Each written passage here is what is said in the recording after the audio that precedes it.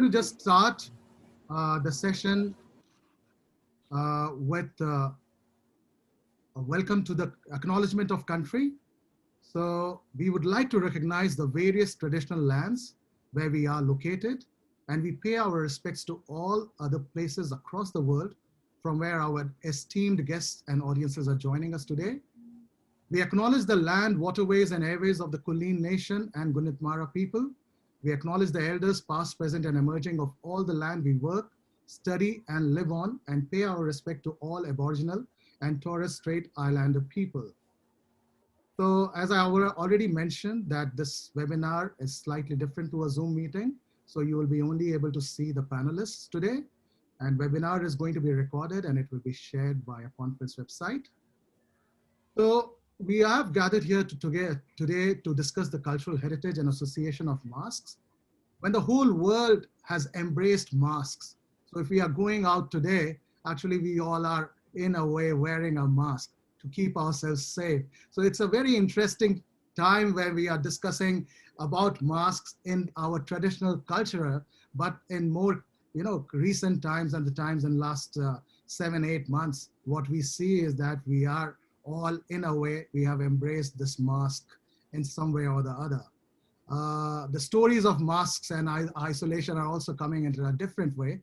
But today we are going to discuss about mask and our kind of cultural connection with masks and the storytelling that has happened over the centuries and how it has shaped. So we have got some interesting papers and presentations, and we will be discussing about those in detail.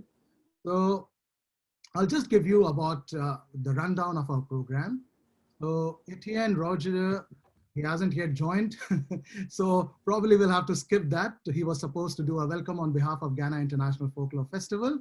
But again, Etienne is also struggling with he was just yesterday informed about that he's, okay. Oh, okay. Etienne, I can see you now, so he's there. All right, that's good. I won't divulge the main information then. Okay. And after Etienne, the conference overview and introduction, we'll have Dr. Nick Leonhardt from Munich University doing that. For opening notes, we have got Professor Sanjeev Kumar Sharma, Vice Chancellor of Mahatma Gandhi Central University, Bihar, India. He has kindly agreed to come here and to talk, give an overview. In terms of our keynote, our main speaker for today is Sharon Lowen. She is a guru. She is a very well-respected dancer and a researcher. Her works has really influenced many people. And I've been, a student of her, and she has mentored me as well. So I'm really glad that she could accept that offer and be with us today. So Sharon ma'am will be doing the keynote. In terms of paper presentations, we have got David from Mexico. I, along with Dhwani Joshi, will be presenting a paper on masks of Purulia.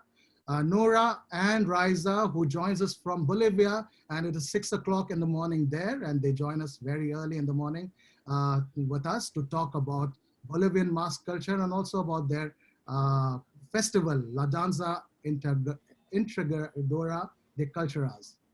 We also have Professor Alfonso Saidi from Senegal, and he'll be talking about masks and traditional and rituals of Senegal. He speaks French, so he will be doing his presentation mainly in French, but he has his PowerPoint presentation in English, so that will be helpful. And then we have Amrish Saxena and Mudita Raj, again from India, and they will be also be talking about Chow. And after that, we'll have Q&A session. So I'll now ask, I will move on to Etienne Rogers to do a welcome on behalf of the Gannat Conference. Etienne.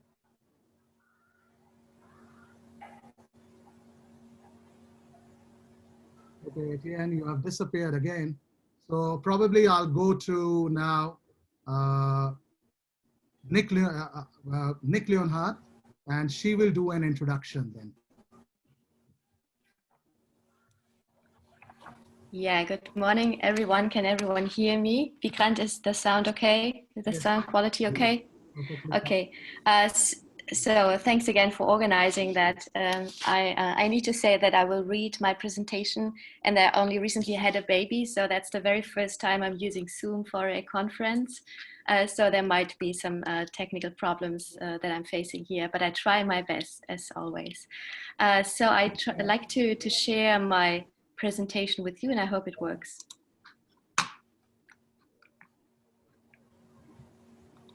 Okay. Bonjour. Does it work? Can you see the slides?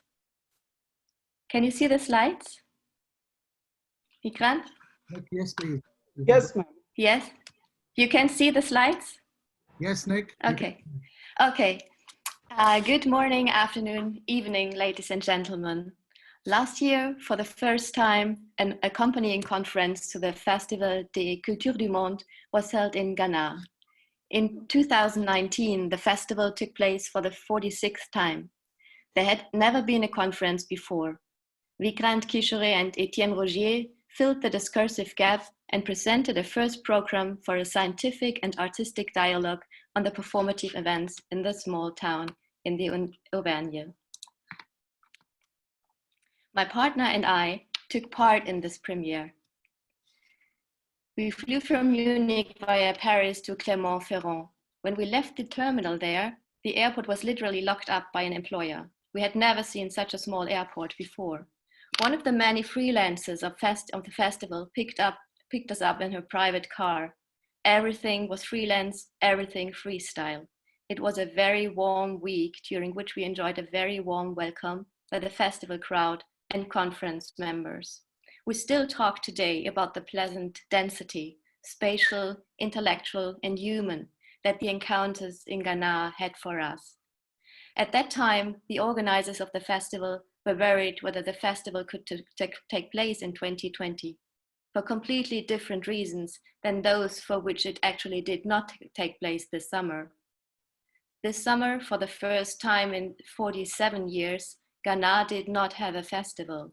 I'm all the more pleased that despite all adversities, the Gannat Festival Conference can take place this year as well, for the second time, and completely different.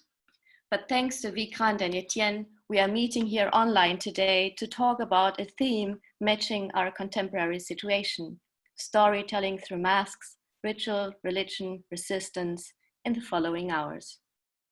The organizers have succeeded in inviting proven experts to talk about masked dances and masks in dance. I'm not an expert in this field and leave the in-depth discussion to my colleagues. My mission today is to introduce into the conference.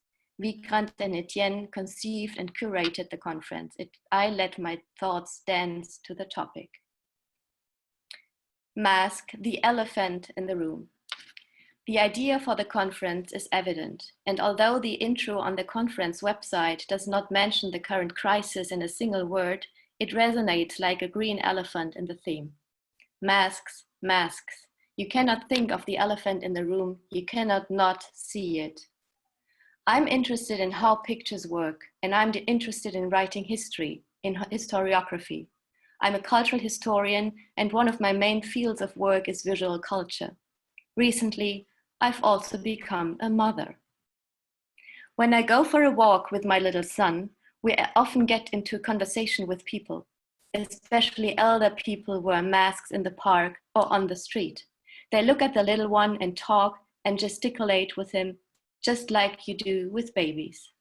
They almost always say apologetically to the child and at the same time self-reflectively to themselves things like, "Yes, I know, I look very silly in this mask," or "You're amazed, aren't you, little baby? What goes through your mind that everyone here looks so funny with that wreck on their face?" I often wonder how the masks affect our youngest children. Born in February, he never saw the streets in our neighborhood without any mask. What seems peculiar to the elder people quoted before, he already perceives as the new normality. I also imagine what effect the photos we now take of our everyday scenes when we are in the park or in a museum on trips, or at a party will have on him when he looks at them in the future. At least one mask is in the picture when we take photos there, sometimes several. For a long time, we went to theaters, dance performances, or museums of world cultures and saw exhibited masks, masks on display. At live performances and carnivals that are the topic today, masks are performative. Today, we go to museums and performances wearing masks ourselves. How will we talk about the photos we took in the year my son was born when we look at them again in a few years? What will be in the history books he will study at school? How will we interpret the photographs of our cultural life in 100 years? Will the illustrations of the all-dominant theme from this memorable year 2020 be full of masks? Or will the mask really be as ubiquitous until then as mascara adorns the eyes in an everyday face today? Masks and the everyday. Words and concepts are always changing. The history of concepts is an important and, I think, highly interesting area for historiography. To study the historicity of terms means to study different times and cultural, social concepts via the term. What do we learn about masks? In Germany, the masks that we are all supposed to wear for health prevention are called Alltagsmasken, translated everyday masks. A synonym of it is community mask, an Anglicism which is supposed to indicate that the mask is worn in the community, in the public sphere. Everyday mask, a mask for everyday life, an everyday life full of masks. This is also a contradictio in adjecto, a contradiction in itself. If the theme of the Gannat Conference in 2019, so last year, had been masks, we would have had a completely different framing. Until recently, the understanding of masks was limited to theater masks, masquerades, masks of the commedia dell'arte, types that make all individually obsolete, whether as a mask that covered the whole or half of the face. Masks are made of paper, clay, ceramics, papier-mâché, plastic, or mere paint applied to the face. Mask is and was also a synonym for performers, a term from the theater and film industry, the makeup of performers for a performance. My grandmother used to say to my mother when she put on makeup, "You're masked up again." She meant it as an accusation and as blasphemous. In her religious view, applying makeup meant to hide her face from God, to cover something up, and thus, figuratively speaking, to lie. In all the areas mentioned here, only superficially, the mask stands for something not commonplace, not everyday. And now, for the first time in history, we have everyday masks. If I enter mask in the search mask on Google, if I enter mask in the Google image search, I get as results everyday masks offered by shops, discussed in papers as icons of prohibition and control, in selfies, self-portraits. Not even 1 year ago, I would have seen a completely different surface. Revealing historicity of masks. Cultural historians assume that the wearing of masks in Venice also served to prevent epidemics. What came out of it is now an urban or cultural icon of the Italian water city. Hardly anyone still thinks about the raging diseases that were to be put down when looking at the famous Venetian masks. Where will the masks lead us that occupy us in our everyday lives today? How will the performative arts negotiate its ubiquity and impact? What stories will we tell? How will history be told? One word, so many facets. The mask reveals cultural and historical diversity. It is culturally and religiously coded, charged with meaning. It speaks to us, as rigid and stiff as it may seem at first glance. In our conference today, we will look at masks and their use in dance, traditional, ceremonial, and ritual, religious, and as an important utensil in communal dance forms. As the short intro to the conference says, many mask dances discussed today belong to the intangible cultural heritage. I'm looking forward to the coming hours together in the common pool of thoughts, digitally. The speakers will take us to Mexico, Senegal, Australia, India, and Bolivia, our participants will follow us from all corners of the world. Gannat goes online. We do not get on an airplane, but remain seated and talk about masks through the mask of our computers. Spatially, we will not experience it, the pleasant density, the warmness that I remember from the conference in 2019, but maybe intellectually and humanly. The selected papers cover a rich variety of facets around dance, and masks from disciplinary perspectives, such as dance and performance studies, film, social, psychology, and media studies. On behalf of the speakers, I would like to thank Etienne and Vikrant once again for the organization. I wish us all a stimulating hours. And now I'm passing on the mic to Professor Sanjeev Kumar Sharma, the Vice Chancellor of Mahatma Gandhi University in India. Thank you very much for your attention. I hope everything worked.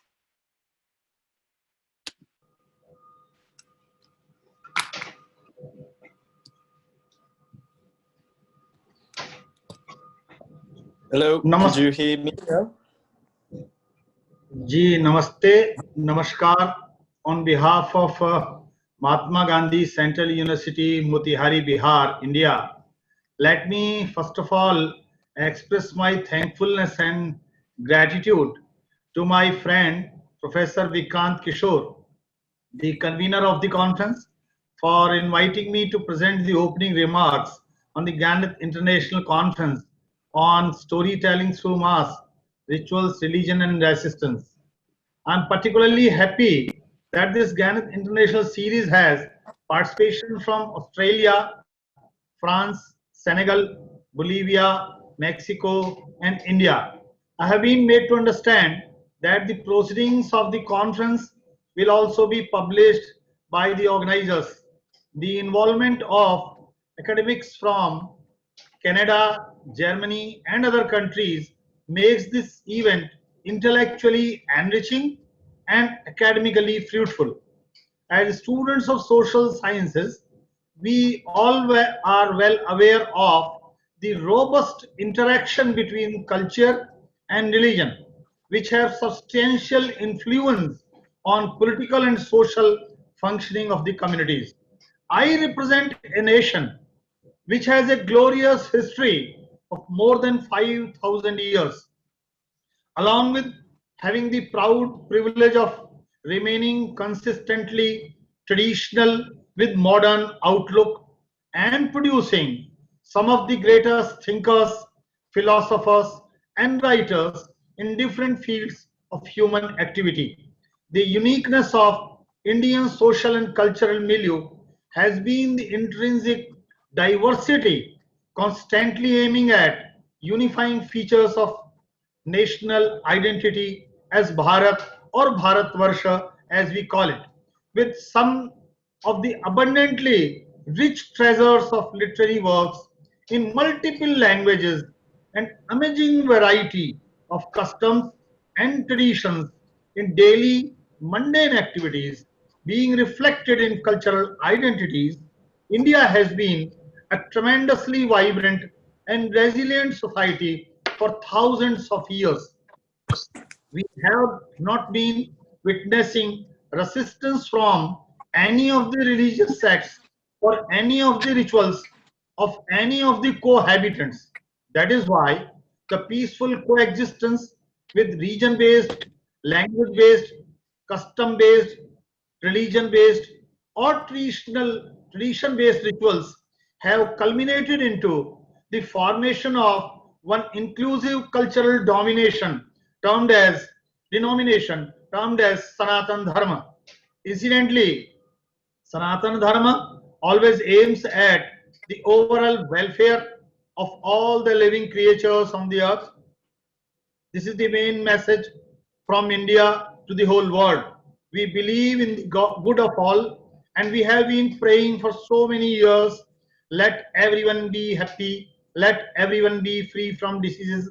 Let everyone witness happiness. Let nobody have any amount of sorrow. Sarve bhavantu sukhina, sarve santu niramaya, sarve bhadrani pashyantu, ma kaschid dukkha bhag bhavet.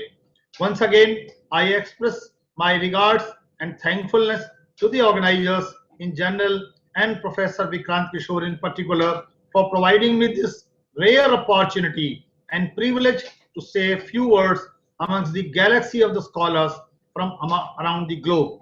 I sincerely wish and pray a safe and healthy life for all of you during these difficult times of COVID-19. Namaskar. Thank you, VC sir. And next is that I'm going to invite Etienne, who was missing a little bit earlier, to do a welcome on behalf of the Gannat Festival. So Etienne, over to you. Yes, I hope you could hear me because I get some bad connections, I think. Could you hear me well? Yes, yes, we can hear you. Yes, cool. Well, so I'm Etienne Rougier, the co-organizer of the Gannat International Conference, and I would like to welcome everybody for this first online international conference on intangible cultural heritage. So it is a great honor with Vikrant Kishore to make all these people reunited from all over the world, and especially at that special time, because it is a great opportunity, as many of us have recently lived the lockdown. Even me speaking to you, I'm actually infected by COVID-19, so staying at home.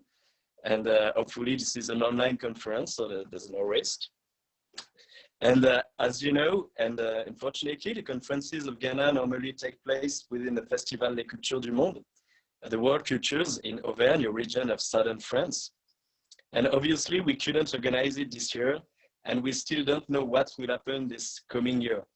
So as a lot of other cultural associations and NGOs working with human beings like us, we have to think about new ways to promote, to valorize, to defend and make live the cultural and intangible cultural heritage. So new ways to debate and represent our linguistic and cultural diversity. This is what we usually do during this incredible festival of Ghana, performing dances, ritual, etc. And that's what I think Dr. Nick Leonard could hear a little bit talked about. So thank you, Nick.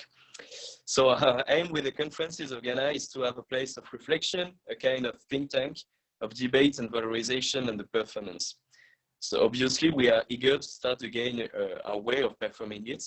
But in the meantime, we think this is a great moment to take a step back and to know where we're going, to understand where we're going. So a lot of people talk about a new world after the crisis, but what all is it about? I think we researchers or defenders of heritage, of minorities, we have an important role to play.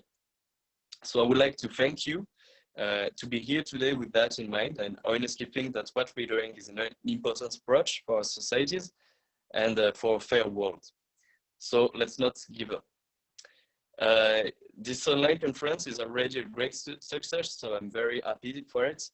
It is incredible to have made possible this event with 6 different time zones and such a great diversity of cultural areas represented. So I would like to thank Vikrant, our curator for this event, a great friend and partner of the festival from always. And the Gannat International Conference also would like to thank Luc Roche, who is the president of the association, Marie-Agnès Jacques, and also our festival and conference partners, UNESCO, le CIOFF, la ville de Ghana, le tourisme Val de Sioule, le département de l'Allier, la région Auvergne, la radio RCF, la radio Coquelicot et le journal La Montagne. Also our institutional partners, Deakin University, the University of Montreal, the Mahatma Gandhi Central University, the Delhi Metropolitan Education, BR, the IMS, Ghaziabad, and the National Institute for Chow and Folk Dances. Many thanks also to Dr. Nick Leonard for presenting, to Anurag Singh from IMS, and Prashant Kumar and Saket Raman from Mahatma Gandhi Central University. So I'm very excited because we have a lot of fascinating participation today on the diversity of masks and in the cultures of the world. It is very fascinating too, I think, because we're talking about masks here in a space where we don't have masks. And this is quite rare now in that time. So yeah, that's all what I wanted to say. If you want to follow what we're doing and what we're gonna do this coming year at the festival with the association and the conferences of Ghana, we would be more than pleased to talk and to follow us on Facebook if you want, And after the crisis, hopefully we welcome you physically. So let's enjoy the conference, and thank you again to be here, all of you, and see you soon. Great, many thanks, Etienne, and I hope you get well soon. It's really, sad to see so many of us getting COVID and you still being here, at this point of time to support the festival. All right, so we'll move on to our keynote speaker, Ma'am Sharon Lowen, and I'll just share screen and just give you a brief introduction. So Sharon ma'am is a renowned performing artist, scholar, and a teacher of Indian dance, Odissi, Manipuri, and Chau. She first arrived in India as a Fulbright scholar nearly 50 years ago, after degrees in humanities, fine arts, Asian studies, and dance from the University of Michigan. Across the globe, she has fostered understanding and appreciation of Indian culture with many hundreds of concerts and lecture demonstrations in United States, Canada, Mexico, England, Brazil, Japan, Kuwait, Dubai, and many other countries.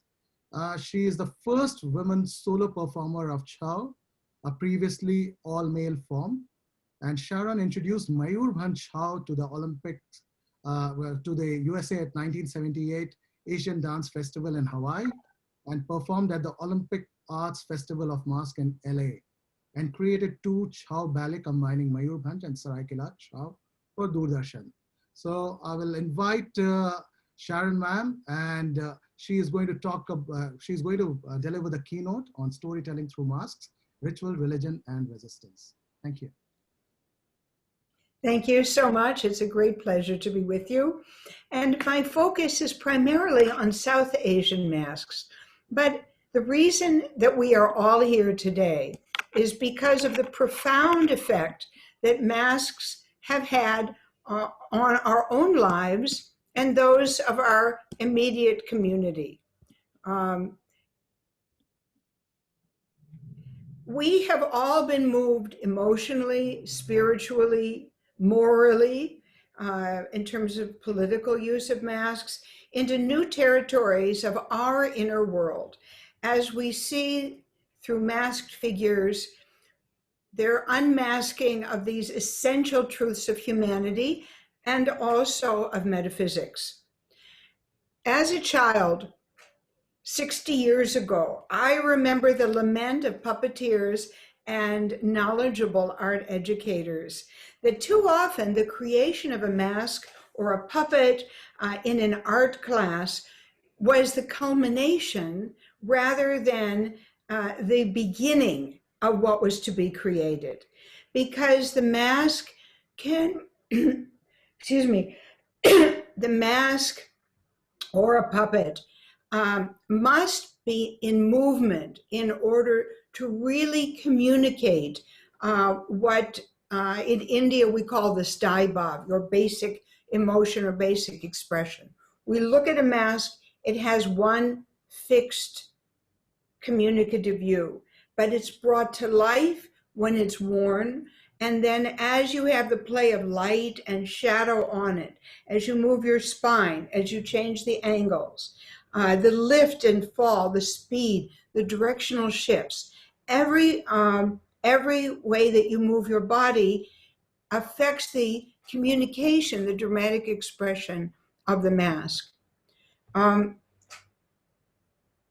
Here you have Teyam, which is from Kerala, and you can just imagine looking at that mask in a museum, in a collection, has a lot of power, has a lot of information. But from the eyes and the lights, you can see that just that much would give you only a fraction, a tip of the iceberg of what seeing the mask in entirety, with the costumes, with the ornamentations, with the music, and with the action. In South Asia, as in other traditional cultures, important ideas are often explained not with a linear explanation, but with a story that touches your heart as well as your mind. So many epic tales of good and evil and human love as a metaphor for understanding divine, have been shared all across the Indian subcontinent and on through South and Southeast Asia. And this has been going on for a millennia. And there's also a fluidity between, we're talking today about mask, and yet puppetry, storytelling boxes, scroll paintings, masked and unmasked dances. All of these are used in this metaphorical storytelling.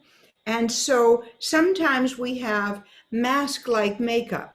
So I think everyone is familiar with Kathakali, which is perhaps the best known dance theater from Kerala in South India. Now it shares its roots from the Kalaripayattu martial arts, which inspired Shaolin in China. It shares its roots with two other styles, Kudiyattam and Krishnatam. All of these have a masked,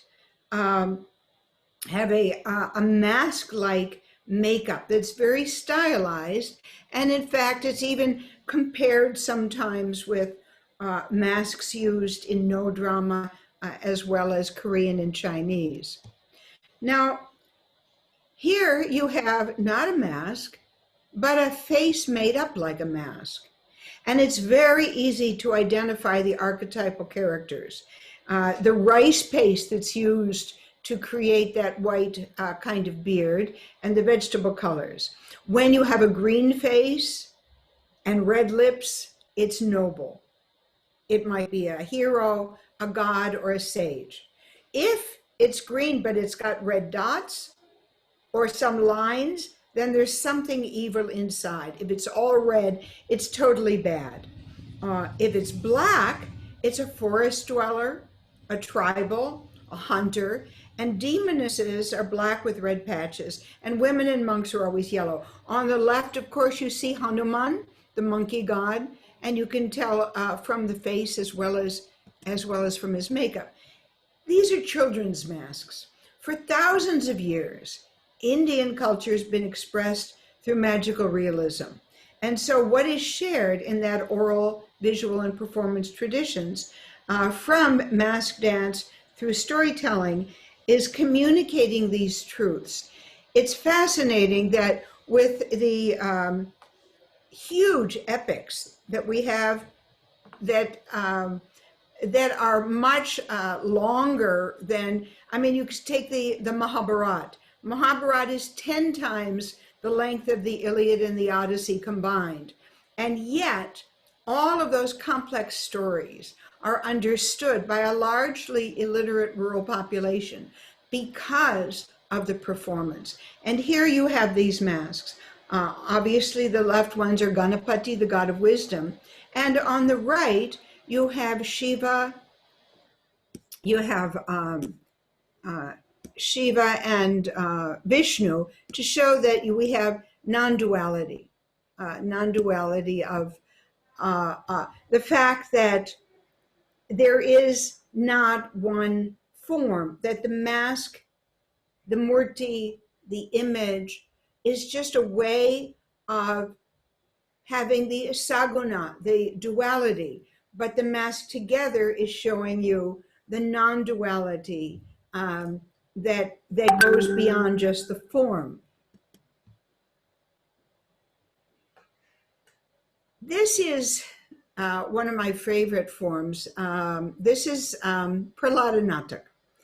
In Eastern India, in the southern part of Odisha, which borders onto Telangana, formerly Andhra Pradesh, you have here this, you can see on the right, a king. And there's always this 7-stepped platform, and he's up there. And now this king, like many others in Indian mythology, had, through great austerity, gotten a boon that he realized other very foolish demons who wanted power didn't ask for enough, like only not to be killed by a man or a woman, and a man or a god, and so they were killed by a goddess. So he was very clever.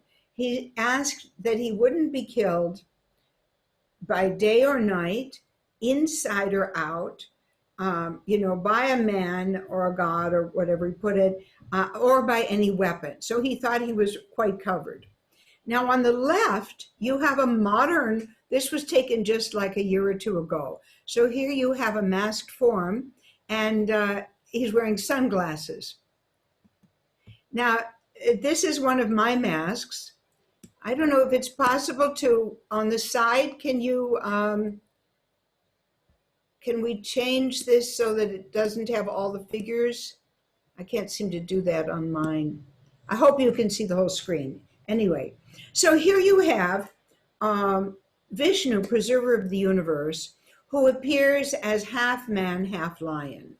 And the mask that's used for this Prahlada Natak is usually an old one like this, that's like 100 or 200 years old. And during the year, it will be worshipped in a shrine, and then it's taken out for the performance. And of course, when he appears, because the Hiranyakashipu's son, Prahlada, is a devotee and it's finally time, he, of course, grabs the king, takes him to the doorway, which is neither in or out, it's at dusk, neither day or night, throws him across his knee, which is neither in the sky or on the earth, and then he uses his nails to eat his entrails. So a wonderful metaphor for good over evil. This is another Ganjam district Odia mask from my collection. And unfortunately, this wonderful art form has gone down from 172 troops to now there's about 50. So we don't know how long it can survive against everything else. Now, the traditions of mask presentation and processions is very much a part of the multiple festivals and holidays throughout India. The head mask that you see is Ravana, and it is, you know, you can see that the person who wears it is one head, and then the other heads are there. This one is from Benares. And then if you can see it on the right is is another Ravana from South Orissa. Now, gods and goddesses, because they are metaphors for unknowable ultimate realities, masks are obviously an ideal way to represent that, to take it out of the human domain. They're symbolic, they're allegorical, in a way that a picture in your wallet represents a person, but it's not them. So besides Prahlada Natak in Odisha, you have festivals like Tankurani Yatra. And so there you've got these mask dances where idols are taken in procession. So on the right, you can see a tiger, and at the bottom, if you can see it, there's the pole. So these are masks that are carried on poles. Others, the Devi is worn as a mask. So sometimes they're lifted high in procession, sometimes they're worn, and sometimes a person has it on their head. So they've got a full variety of showing these things. And they also have the mask dancers. Now, this is Vikrant's subject, which he will be talking about. These are masks that I collected, which may be different from the ones that he shows, because he will probably be showing modern ones. And these are collected pretty much in the 70s. And all of the aesthetics and beauty of them, he'll tell you. Now, as you can see, they may have these elaborate headdresses, and they also can be made like Shiva on the right without having the extra things added on. And of course, in performance, the most popular one that he'll talk about, Durga, and there's one of Durga's. Now you'll see when he shows it, the difference in how they're made.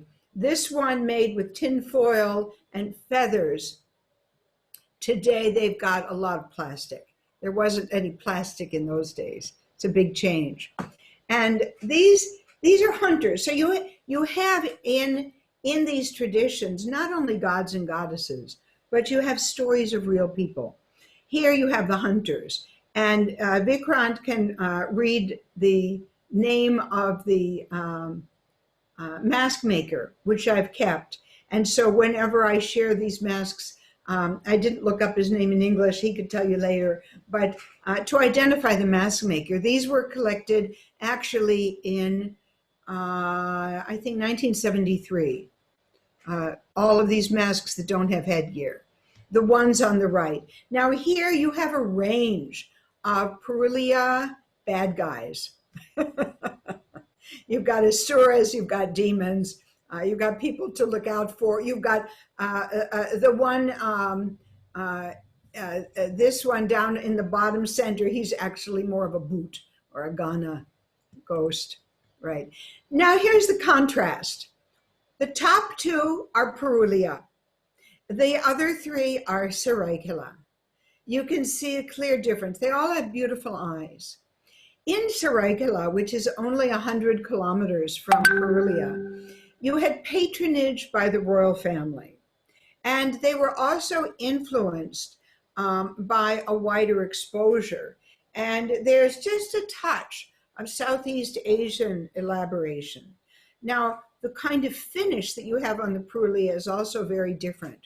All of these are made by making a clay mold and then paper mache and then slip on top.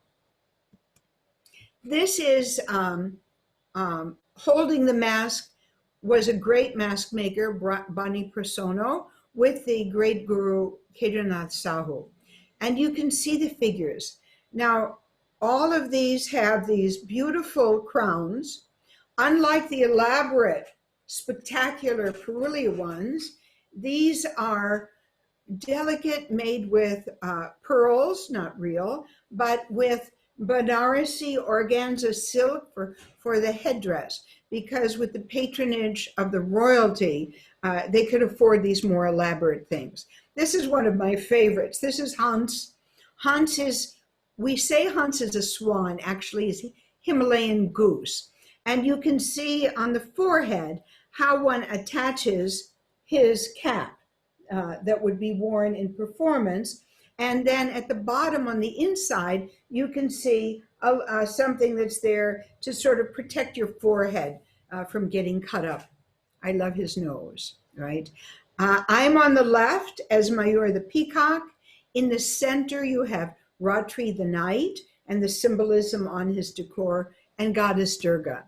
And here you have in the palace in Saraikela, a sample of a warrior dance and how the masks would be. You notice that under the cap-like crown, they have also some cloth in back or sometimes hair, so that it isn't too obvious where it changes. Now we're jumping to Sri Lanka, South Asia. These masks are quite fascinating because the belief is that 18 physical and psychological diseases can be exorcised by these demons. And so there's a ritual that's a part of this. There's these 8 dances that are done at the start of the ritual. First, the person who's being treated, the patient, makes an offering to the deity. Then these dances are done. And then this beautiful damsel appears, and she has 3 forms, as a beautiful sundari, as a pregnant woman, and as a woman carrying a child. And then after that, you get all of the different demonic figures. And with no intention to read these, this is just the list of all of the masked demons that are propitiated as part of the Ambalangoda rituals. These I all collected in the 70s also. Now, when we go to the Himalayas, you have all kinds of dances performed as meditation, as ritual, to ward off demons, to celebrate, as puja. The central mask is from Bhutan, and it is wonderful for scaring off negative kleshas and afflictions. The other three, of course, are just tourist toy things. The one on the right is a lovely Ganapati from Nepal, and the other twos are just small images. Across the Himalayas, you've got different mask traditions. Here you have from Arunachal Pradesh, and there are both heroes as well as magical stories. This is a cham from the Torgil festival in Tawang, Arunachal Pradesh. Arunachal Pradesh is actually above Bhutan. It's the northeast corner of India, a wonderful place. I was fortunate to visit. I hope you can. Now, when the monks perform these ritual dances, they are actually a meditation, and it is for their benefit, for the benefit of all humanity, and for everyone who's there present. These are Bhutanese dancers performing in Delhi, and one of the masks I collected in the 70s when it opened up for tourists. So you can see that the mask matches the mask that's right above it. Ma'am, you have 1 minute left. Kindly conclude, ma'am, please. I'm just about done. Great. And these cham dances are performed in festivals. There are dances done by lay people, and there are dances performed by the monks. There is also this Fole Mole from Bhutan. So this is a nobleman, and this is the clown Sutradhar, who's the troublemaker. And going to Southeast Asia, India, Bandung, that is for another time. I'm happy that I was able to be there and add to my collection, but you'll include those another time. And so I just say, let your inner self project through the mask. Thank you. Namaskar. Let me stop my share if I can.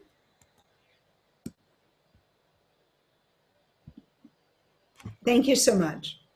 Thank you, Sharon, ma'am. And we'll now start with our paper presentations. And for our next presentation, we have got David Rosales Muayes from Mexico. And he joins us from Mexico City. And it is probably 5:30 a.m. there in Mexico.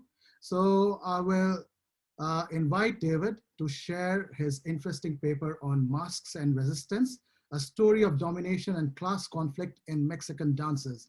Many thanks, David, for joining us. Kindly unmute yourself.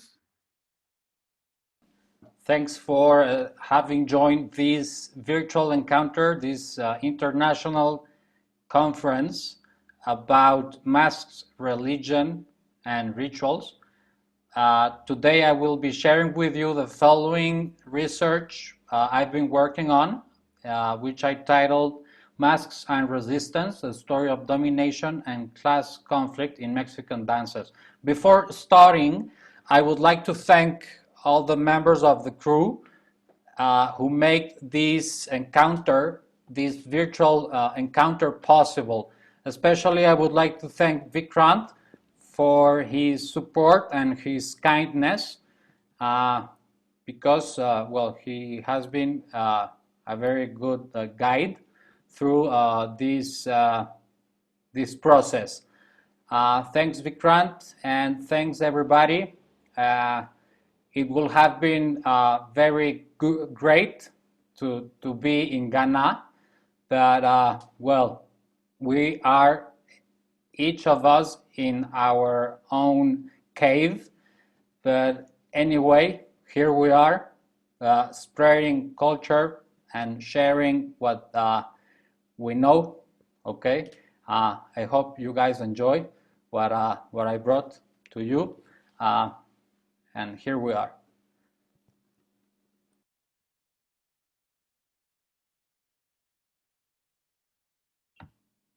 Okay, well, the objective of the present project is to describe the most representative dances that use masks as a tool of evangelization, as a tool of conversion, during the Spanish conquest.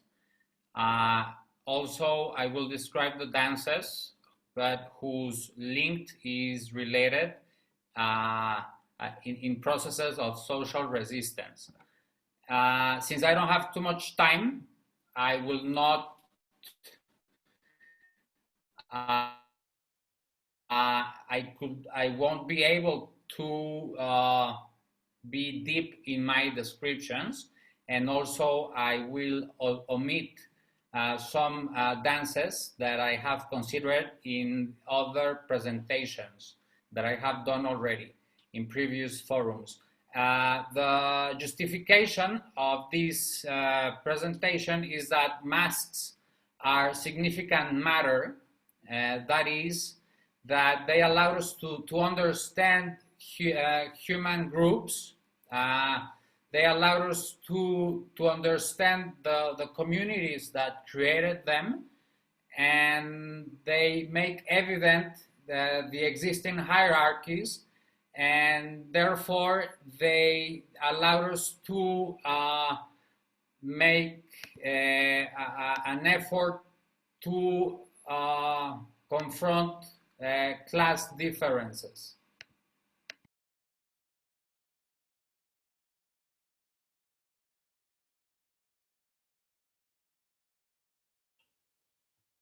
Well, let's start by describing the first dance brought by the Spaniards. The first dance is the dance of the Moors and Christians, and during the first 50 years of contact, Christian missionaries instigated a process of conversion, starting from the implementation of dances based on mystery plays and allegorical dramas. Okay, so this work represents the ambushes of Christians and Moors, and it taught the natives about the superiority of Christianity. Okay, this dance, with the passage of time, was promoted throughout Mexico, thereby having modifications to the original work. We are going to see that there are other dances that are branches of this one. Okay, in this slide we can see some masks that are part of this dance, and they are from different part of the country. Okay, we see that the Moors are represented in red. Okay, they are the outsiders, they are the enemies, the evil. Okay, this also has a lot to do with the conception of devil that we will describe afterwards. Okay, it's also important to mention that determined to promote the Catholic faith, the Spanish friars took advantage of the natives' fondness for spectacle and dance in order to use short theatrical performances as a method of conversion. And the result was a syncretism that persists to these days, right?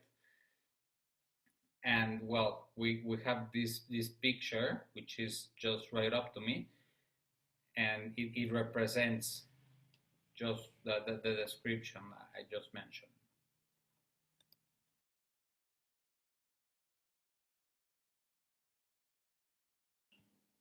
Okay, now let's talk about the dance of the conquest, which is a variation of the dance of the Moors.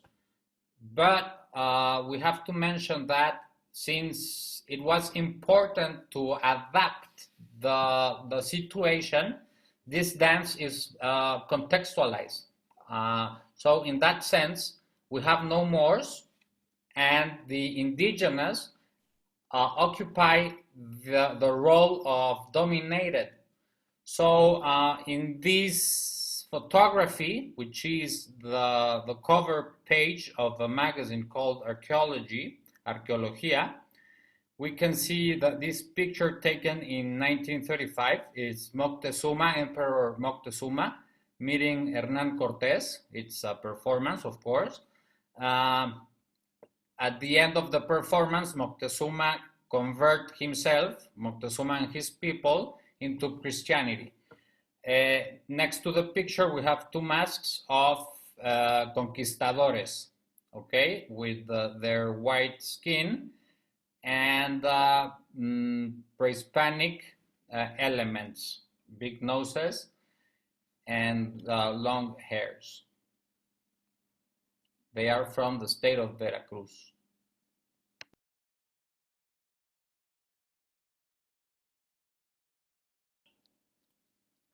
Okay, now let's talk about the three powers, la danza de las tres potencias, the dance of the three powers. In this dance, the main character is the soul, which at the end rises into the sky. In this dance, the soul fights against the death, the sin, and the devil, okay, with the help of Christ and the Virgin, okay. And here it is important to talk about the devil, because it is a fight against the good versus evil. The conception of good versus evil existed before the arrival of the Spaniards, but ancient Mesoamerican civilizations didn't have a devil. They had a conception of evil, but they didn't have this character with horns. So it is important to understand this new character, because the Spaniards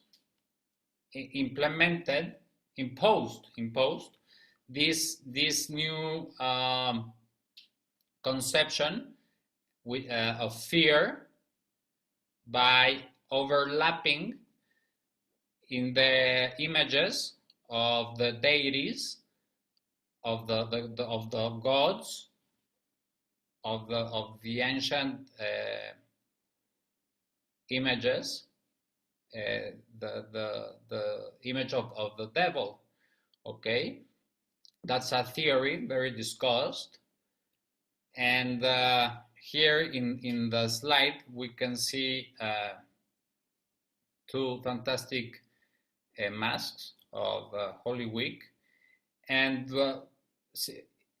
the devil was considered, of course, a character. First, it was feared, but with the passage of time, it became a character related of mockery and satire. Here on the bottom, in the middle, we can see a devil during a festivity in Michoacán, in Pastorela, in December.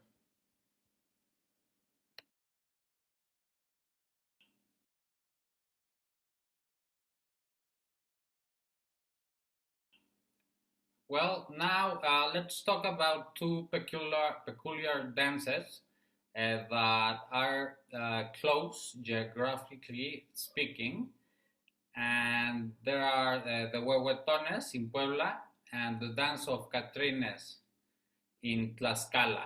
Okay, these representations are a clearly mockery of aristocratic lifestyle of Europeans in the New Spain, okay?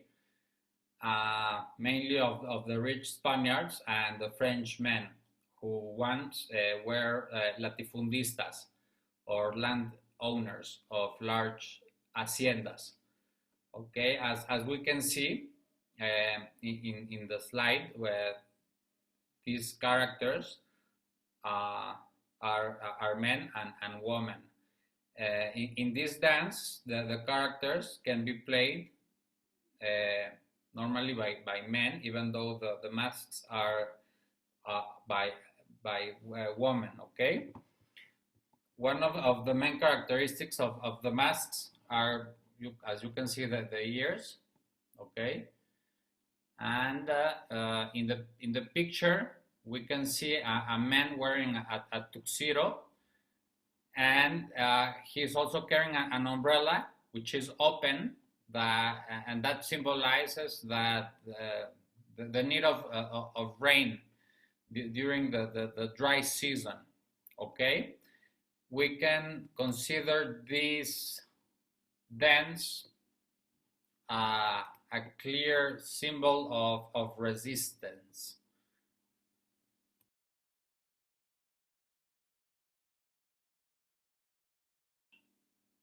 Well, now let's talk about the dance of Cuanegros, which is a very interesting performance that symbolizes a fight against a white Spanish landowner and his black foreman.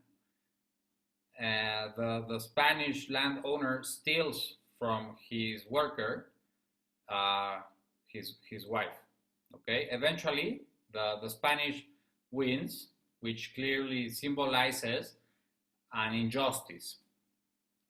In some versions, Juan el Negro wins, which also symbolizes hope and resistance. In the pictures here in the slide, we can see a clearly similarity, even though the color, which also it's a clearly example of that we are the same, even though the difference of colors, right? So this dance is a fantastic dance, and this is what it shows.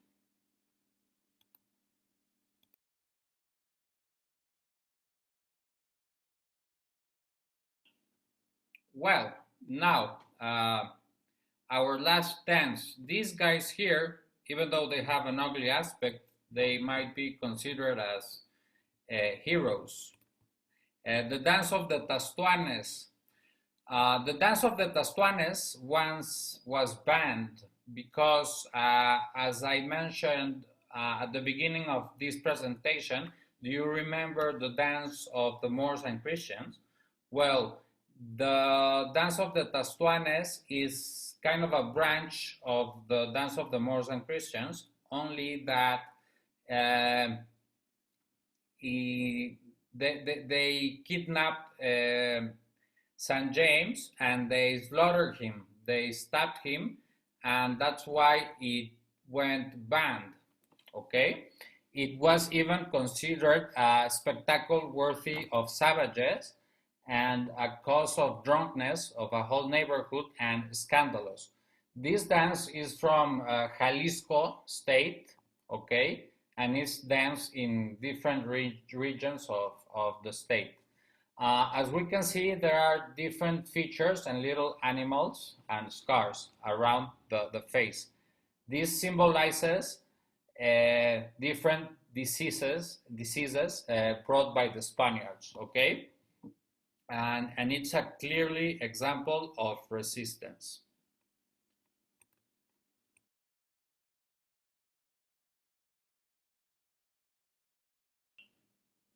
In conclusion, well, if we get to know our past, we can get to know our present.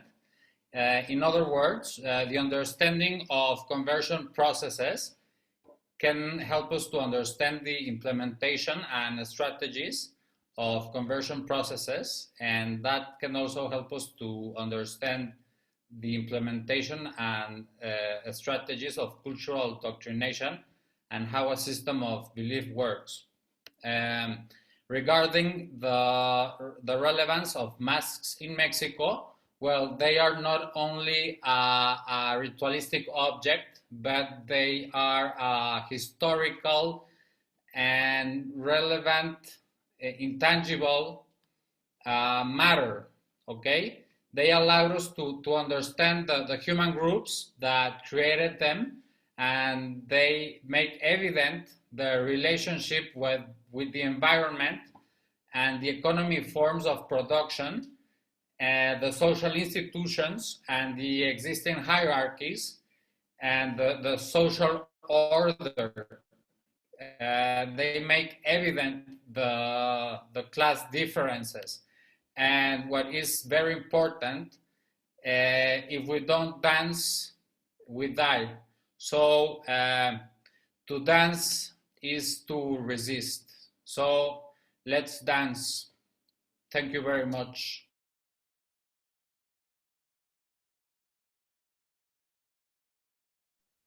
Well, thank you very much for your time. That was the presentation I did for you. I hope you enjoy it. All right, thank you, David. And now we are going to move on to another presentation, and this time it's on India and the dance of Chow. And this presentation, in fact, I'm going to take over this presentation along with Dhwani Joshi, who is my co-presenter, and we have worked together on this particular presentation.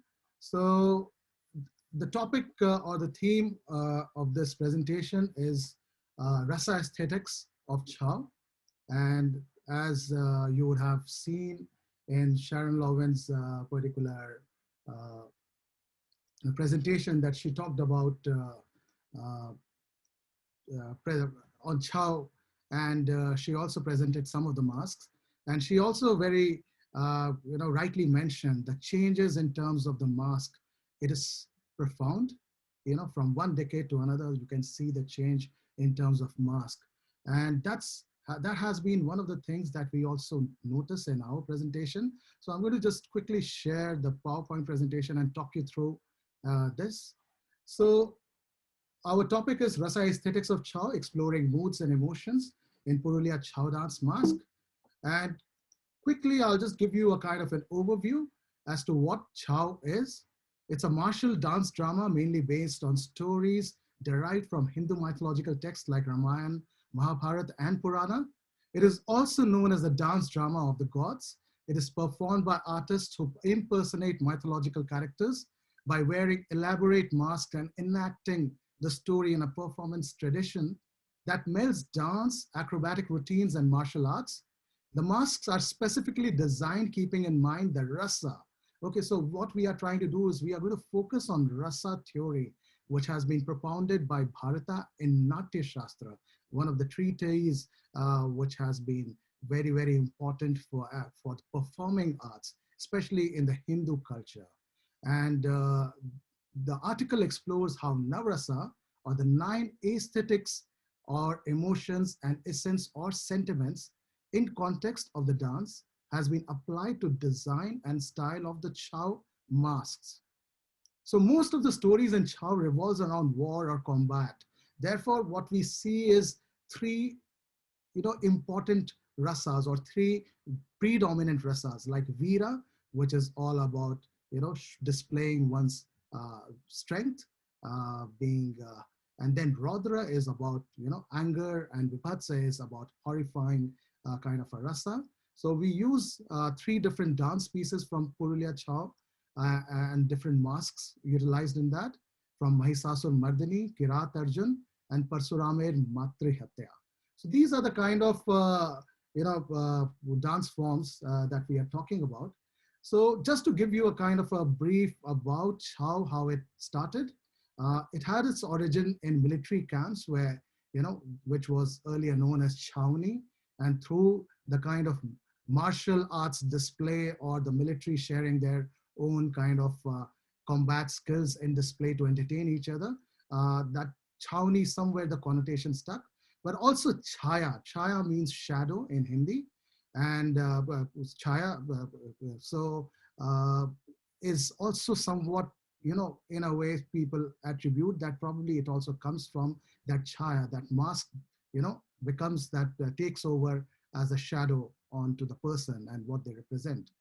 So Purulia Chow is a mask-based dance, and it starts during the Chatra festival season, which is around mid-March, according to the Hindu calendar. And the dance drama focuses mainly on the aspects of good winning over evil. And in recent repertoire, stories of local leaders of the region and other cultural stories have also been added, such as Birsa Munda, one of the biggest tribal leaders from Jharkhand region, and Sidhu Kanu, again, in West Bengal and Jharkhand area. They are very well respected. So Chow, it's a particular dance form. If you look at that particular map, it is mainly in the eastern part of India, practiced in the areas of Jharkhand, where you will find the Saraikela style of Chow. In West Bengal, you will find Purulia or the Manbhum style of Chow. And in Orissa, you will see Mayurbhanj style of Chow. So the difference between the three is that Orissa, Mayurbhanj style of Chow doesn't use any masks, whereas Saraikela, it's more of a kind of a very lyrical style of dancing, while the West Bengal's Purulia's Chow dance is more of a martial arts kind of a very vigorous, very kind of acrobatic form. And there is also another form of Kharsawa, which again does not use mask as such. So very interesting kind of forms of mask that you see. And here are some recent masks, and it was interesting to see that Sharon was able to show lots of these masks from 60s and 70s, and which is really good. And in fact, I'll ask her to give me those photographs because I can always do a comparison of these masks. So masks in Chow dance actually play a very important role. It sets the role and mood of the character. Each mask represents one specific emotion that is loudly expressed through the design, color, and decoration. So with mask attached to one specific emotion, the focus of the dance form is through Angika Abhinaya, bodily expressions except facial or the Mukha Abhinaya, and Aharya Abhinaya, which is all about the interplay of costumes and scenes. So these are some of the things which Dhwani is going to discuss in detail. So also again, going back into the history, and what I'm doing is trying to give you some kind of understanding of the local area as well and the local people and how things are performed through the photographs. So it has a history of more than 1500 years, and it has gone through many transitions. So mainly the caste Hindus and indigenous people of East India practice Chow, and growth of Chow can be attributed to the early middle age warriors called Paikas. And they particularly, as I said, they were demonstrating these particular martial arts during the priest time, just to entertain each other. And later on, these skills were demonstrated during ritualistic worship of Surya or sun god and Lord Shiva during the religious festival of the areas. Thus the fusion with the ritual and religion was incorporated in Paika, the dance of the warriors. So Paika and Natwa and Nachni, these are the three dance forms which precedes Chow, or rather the mix of all three dance forms actually gives birth to Chow dance. So it's an interesting kind of movement from one dance form to another. But there are also many rituals associated with Chow dance. And the most important in terms of the Purulia style of Chow dance is Shiv Gajan. Shiv Gajan is the worship of Lord Shiva by the people of the village, and they come together and they dance, and they also perform, different kind of rituals. And for the start of the agricultural season, for the new year that is going to start with the Chatra. So all those particular elements are very much in there till date. But also what we need to understand that Chow is not just a Hindu form. Over the years, it changed or metamorphosed into a dance form which takes on a whole lot of Hindu fables or stories from Puranas. But there are lots of tribal practices that are mixed with Hindu tradition in this dance form, because it was developed in those particular indigenous belts of Eastern India. So you will see a whole lot of elements of Munda, Bhumaj, Orao, Kho, Harya. These are the kind of tribal or indigenous groups in these areas, and they would practice their own forms of dance, and that's how it develops. And one can find aspects of animism, nature worship, totemism and shamanism in Chao as well. So, calling it just a Hindu dance, it probably is very wrong. And many of the people actually, end up calling it as a Hindu dance, which is a bit kind of a misnomer or a mistake. It is a dance which has developed, and of course it takes on things from Ramayana and Mahabharata. So, as I said, the Chao dancers impersonate the characters by wearing a mask in this drama. Mask becomes the main center or the cynosure of Chao. And one of the interesting things is that, and I always get time, whenever I get time, I do visit this village of the mask makers. And this is a specific village where every family, their livelihood is based on making masks for the Purulia style of Chao. And this is a specific community of Sutradhars who make masks. And they have also shared the history as to how they have changed the style and structure of the mask, and how they also keep in mind the role, mood, and emotion of each characters to design these masks, and especially the factor of the rasas. So some of the things that which you need to also understand, that Chao is very much integrated within the rituals. There are a whole lot of rituals that goes into a performance. It is just not a performance for entertainment. It is a performance which binds religion, the regional practices of different indigenous groups, as well as a kind of a developed kind of a thinking around how best they can invoke things or talk about or showcase their dance form. So Dhumal Bhajana and Daharua are the ones where they start before any performance. It is a prayer offered to the gods. Costumes, musical instruments, and masks. So mask becomes an important thing that they have to worship these things before they start performing. Akhara Bandhana is the veneration of the arena where they are going to perform. Sabha Bandhana is the worship of audience. Udan Bhajana is the musical invocation, also to worship, praying to the music and musical invocation for the audience. And finally, the performance starts with Ganesh Bandhana. So these are the main things. So, but the most important thing is that we are delving into the analysis of the rasas here.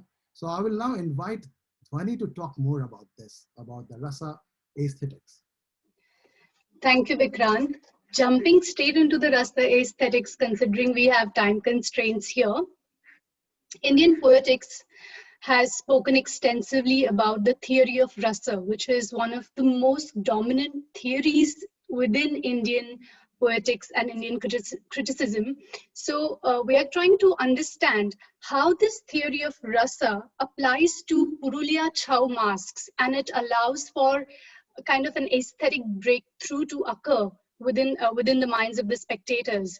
So as Vikrant pointed out, this theory was propounded in Natya Shastra by sage Bharata. And following that, Abhinav Gupta also has done massive works on the rasa theory, where they explain that rasa basically, literally it might mean juice or essence or taste, but in the theory, rasa means an aesthetic breakthrough or a pleasure or some kind of sentiments that are evoked in an audience upon witnessing a piece of art. So to understand that, we need to understand bhava. As Sharon ma'am said, the sthai bhava, they are the core emotions that each and every human being is born with. It is innate to every human being. So you can, and these bhavas, they always come to the forefront when we are presented with certain stimulating situations. So you can control this sthai bhava or the core emotions, you can overpower them, but they cannot be uprooted completely from your system.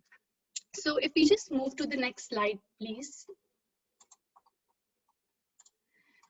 So here you can see there is a karika from Natya Shastra which says Vibhavanubhava Vyabhichari Sanyogat Rasnishpatti, which simply means that Vibhav, that is determinants or some kind of a cause, combined with Anubhava, which is your consequent emotional reaction, along with the Vyabhichari Bhav, which are your temporary effects or fleeting emotions, when they combine together and they enhance this Sthai Bhava, which are the core emotions within all human beings, which in turn transform into an aesthetic experience, which is your Rasanubhava.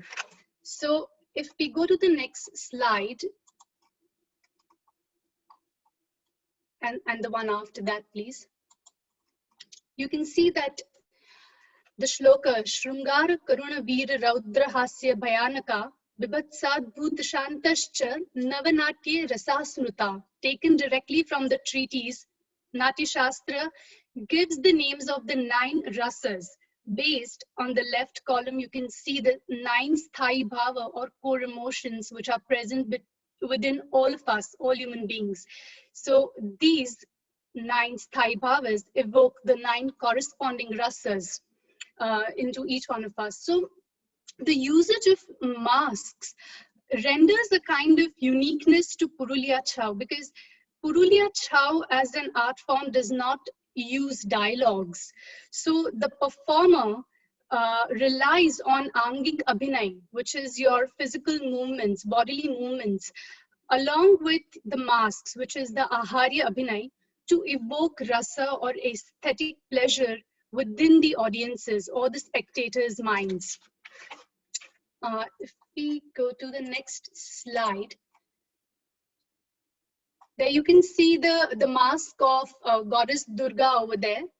And I will request you to go to the next slide, Vikrant, where, so this is, I'm going to talk briefly about the Mahishasur Mardini, which is a very popular repertoire in Purulia Chau, because it talks about the victory of goddess Durga over the demon king Mahishasura. To give a very quick background, demon king Mahishasura in Indian mythology terrorizes all the gods in the heaven. So Lord Shiva sends his sons Ganesha and 1 minute left. Kindly conclude, please, according to the rule of this conference.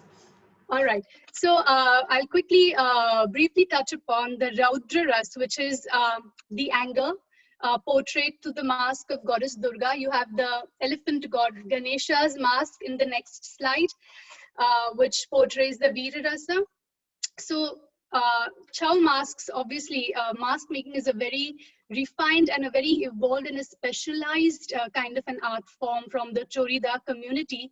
And along with the Angik Abhinay, which is the acrobatic dance movements and the spins, Purulia Chau incorporates these highly stylized masks where they have hand-painted makeup, these beautiful sequence works, the headgears, which are very light, although they are huge, that allow for Aharya Abhinay. So the combination of the two, along with the Navarasas, emoted with the combination of Aharya and Angik Abhinay, allows for Rasanubhava to the viewers.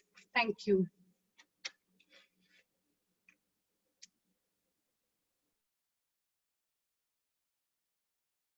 Thank you, Dhwani. So I will now move on to our next presenters. And just give me 1 second. I will just introduce them. And our next presenters are Nora Beatriz Valverde Tapia and Raiza Sofia Torrico Valverde. They are joining from Bolivia, and their topic is masks in Bolivian culture and the International Folklore Festival, La Danza Integradora de Culturas. And Nora is a Bolivian cultural manager, professor, and dancer who dedicated her whole life to her passion, dance. And Raiza is a Bolivian dancer and folklore lover who, despite her professional career in the aviation and aeronautics field, works in a different cultural events since several years. So Raiza and Nora, over to you.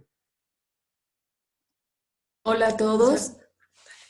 Hola a todos, es un gusto poder compartir este panel con ustedes y poder mostrar un poco de nuestra cultura mediante las máscaras. So hi everyone, I'm going to translate everything that Nora says, and now, well, she's thanking all of you for being here, and also for, well, she's grateful for having the opportunity to share a little bit about our culture through masks. Bueno, voy a hacer una introducción muy breve de lo que son las máscaras en Bolivia para que tengan una idea de por qué nosotros en nuestra cultura tenemos una diversidad muy grande de máscaras, pero ahora hablaremos de las más importantes. So we're gonna do a little introduction of what masks are here in our country, why do we use them, and we're gonna talk a little bit about some dances that are very important here for our culture in our country until now. So we have a little presentation. Can you tell us please if you can see our screen? Bueno, las máscaras folclóricas en Bolivia están elaboradas con diferentes materiales: el yeso, el cuero, la lana, la tela, plumas, minerales como el oro, la plata y también la madera. En estos casos, dependiendo del sector donde se encuentren, es donde se las utiliza. Los antecedentes de estas máscaras.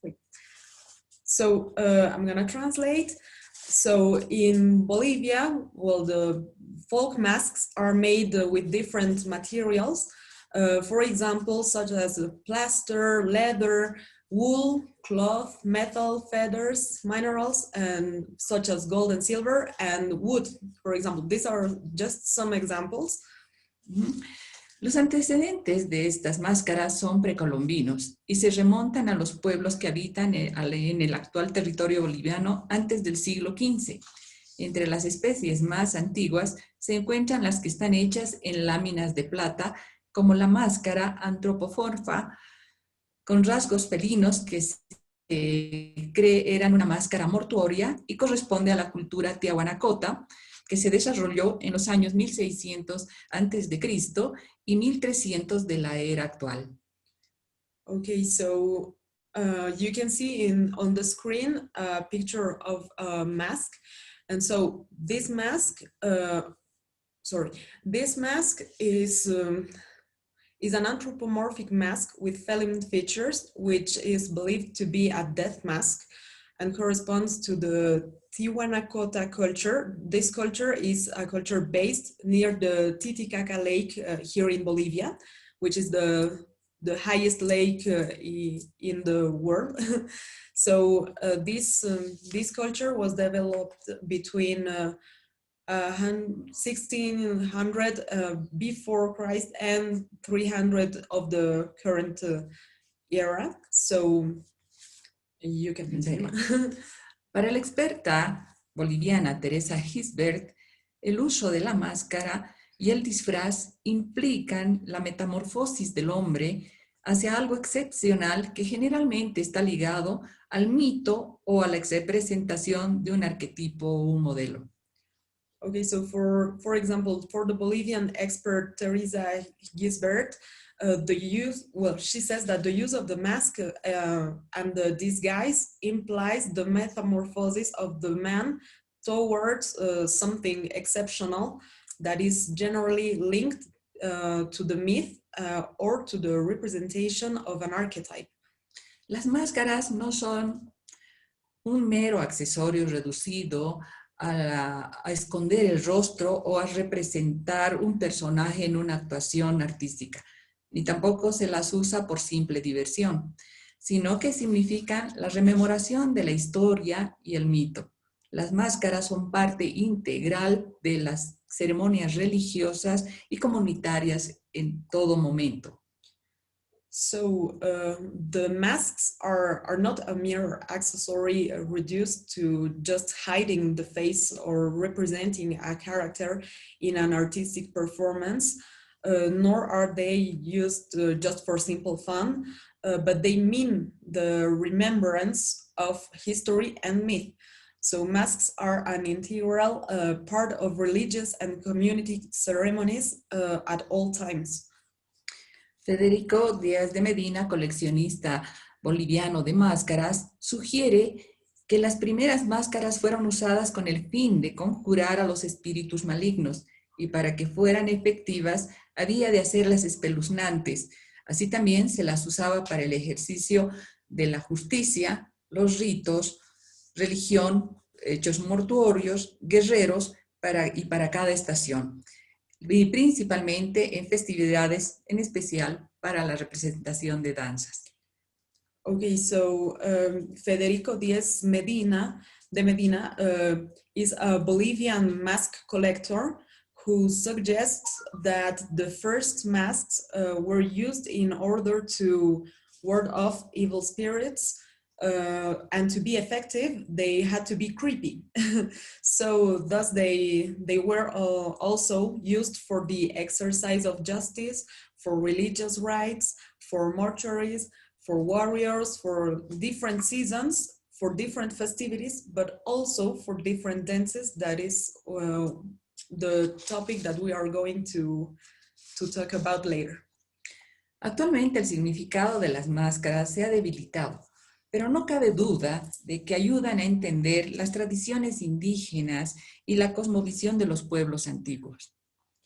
So currently, the meaning of the masks have been weakened, we can say it like that, but there is no doubt now that they continue to help to understand indigenous traditions and the worldview of ancient peoples.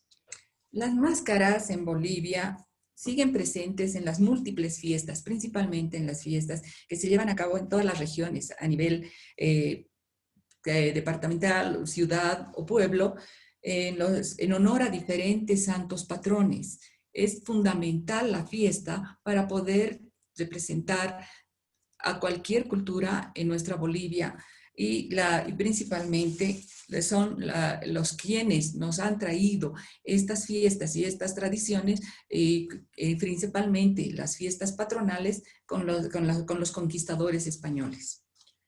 Okay, so here in Bolivia, the masks are still present in the many festivals that take place in all regions of the country, and in honor of different patron saints.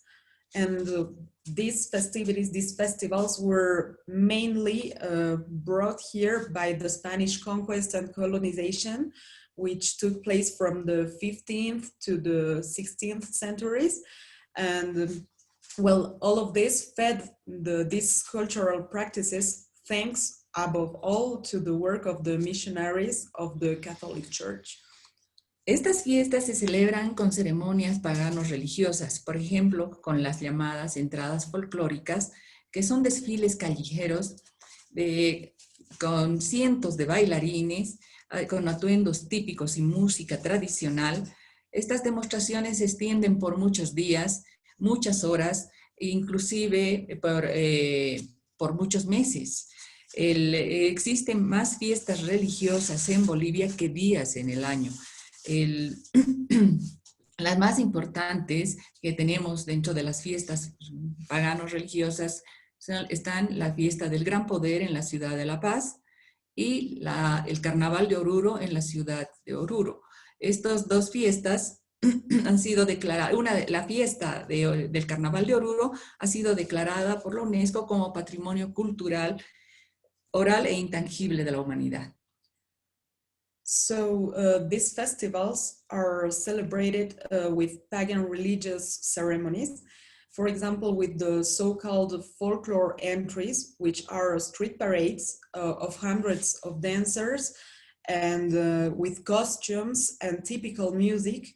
There are demonstrations that last for many hours and even for a whole day or even more. So they are more religious festivals in Bolivia than there are days in the year. We say it like that here because we have really, really a big number of festivities. And well, the most important and representative festivities and festivals here in Bolivia are the festivity of the Señor del Gran Poder in the city of La Paz and the Carnival in the city of Oruro that is well, renowned in the whole world and that has been declared by the UNESCO as cultural, oral and intangible heritage of humanity. La danza y la música, que son las artes que han llegado hasta nosotros por medio de la tradición y se ejecutan tanto en el área rural como urbana, son manifestaciones que se convierten en el medio por el cual el hombre andino, utilizando las máscaras, el disfraz y el vestuario local, se siente libre de expresarse, forma parte de un grupo que recibe reconocimiento social y se empodera con ello. So in these festivities, dance and music are the arts that have come down to us through tradition and are performed in both rural and urban areas. And these are manifestations that become the means by which the Andean man, using masks and the costume and local costumes, feels free to express himself and is a part of a group that receives social recognition and feels empowered while using a mask. Todas las máscaras permiten al bailarín representar lo que habitualmente en su vida cotidiana no puede o no logra sentir, pues ese recurso hace posible un cambio que impulsa hacia la superficie los deseos, la energía reprimida y las rebeldías. En consecuencia, el bailarín enmascarado se desinhibe y puede llegar a entrar en un estado de trance, momento que libera sus más profundos sentimientos. Okay, so all the masks allow the dancers to represent what they usually cannot do or feel in their daily life, since this resource makes possible a change that pushes desires, repressed energy, and rebellions to the surface. Consequently, the masked dancer becomes inhibited and may enter a trance state and a moment that releases his deepest feelings. We can say it like that. Ahora vamos a hablar de las danzas más importantes en las que se usan las máscaras, y estas todavía están muy arraigadas en nuestra cultura y se las vive en cada una de las fiestas tradicionales y paganas que tenemos. So now we are gonna show a little bit and talk a little bit about some of the most important dances that use masks for their representation. These dances are still very, very, how to say, important. A lot of people dance all these dances during the Carnival of Oruro, during the Señor del Gran Poder in La Paz, and other festivities that are almost the same, but not as big as them. So we're gonna just show you a little bit of one of them. La diablada, que es la representación de la lucha entre el bien y el mal, que es una imposición colonial. En sus personajes principales tenemos el arcángel San Miguel, Lucifer, y a este diablo Lucifer le acompañan los 7 pecados capitales.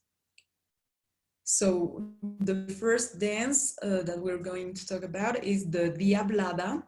So this dance represents the devil and is, well, a representation of the struggle between the good and the evil. And its main characters, as you can see in the pictures, from the Catholic point of view, are the Archangel San Miguel and Lucifer, who is accompanied by characters who represent the 7 deadly sins. So there are a multitude of devils in this dance. Ma'am, you have 1 minute more time, please conclude. Okay. Tenemos un minuto más. Ok, la danza de los cusillos, que es una danza que representa al bufón, que es el hombre y el personaje que además simboliza la fertilidad, es el que lleva una máscara de tela en este caso. Tenemos la morenada, la danza que representan a los esclavos negros. So here we have another dance that is called Los Cusillos, and it's a dance performed by a character that, as you see in the picture, it has a mask, and he's a cheerful character similar to the jester, and who symbolizes the fertility of the earth. and that appears at harvest time, which coincides with the carnival time. La morenada. So we have also the morenada, which represents with masks the African slaves brought by the Spanish to these lands here in America. And these slaves worked in the minting of gold and silver coins in the, well, here in Bolivia. So there are a lot of dances like this who use and who has which has something to represent very specifically, and dancers are maybe shy sometimes, but when they use the mask, they are free to represent something as it used to be, or as we imagine it used to be. La danza también que usa máscara en Bolivia están los danzantes, los chutas, auki auki, y finalmente la danza del pacuchis. So we have a lot of dances. For example, we have el danzante, we have the chutas, we have the auki auki, and for example, the pacuchis. But there are a lot of more. We can talk about it for hours. But this is, as we said, just a little introduction to these dances. So we hope you enjoyed it and that it seemed interesting for you. Quiero agradecer por la invitación y desearles mucho éxito a todos ustedes, y que este año sea posible podernos encontrar de esta manera en otra oportunidad. So thank you so much for the invitation. We are glad to be here with you, even if it's through technology. And we hope that this year or later on, we will have the opportunity to share again virtually something like this conference with you. Thank you. Thank you. Great, thank you both Nora and Raisa for this interesting presentation. We will, and I would also like to say that both Nora and Raisa are busy with their own virtual festival, which they are doing it for the first time now. They do a very, very big festival back in Bolivia. And at the moment, they are in the middle of organizing this interesting festival. So if you get time, we'll share the link of their festival and do participate virtually. I'll move on to the next presentation now. And the next presenter is Professor Alfosseini Deato Seidi. He's from Senegal, and he's a French speaker. So he will be sharing slides in English, but he will be speaking in French and trying to put in some English, whatever he can, as and when. His topic is use of masks in traditional, ritual, ceremonial, religious, tribal, and community dance forms of Senegal. Professor Seidi is a researcher and a teacher. He is one of the leading experts on Senegalese mask art form. He has trained as a visual arts teacher at the National School of Arts, ENA. Welcome, Seidi. Over to you. Donc, it is an honor to participate to the conference of Ghana on mask. My English is not very good. I will to do my presentation in French.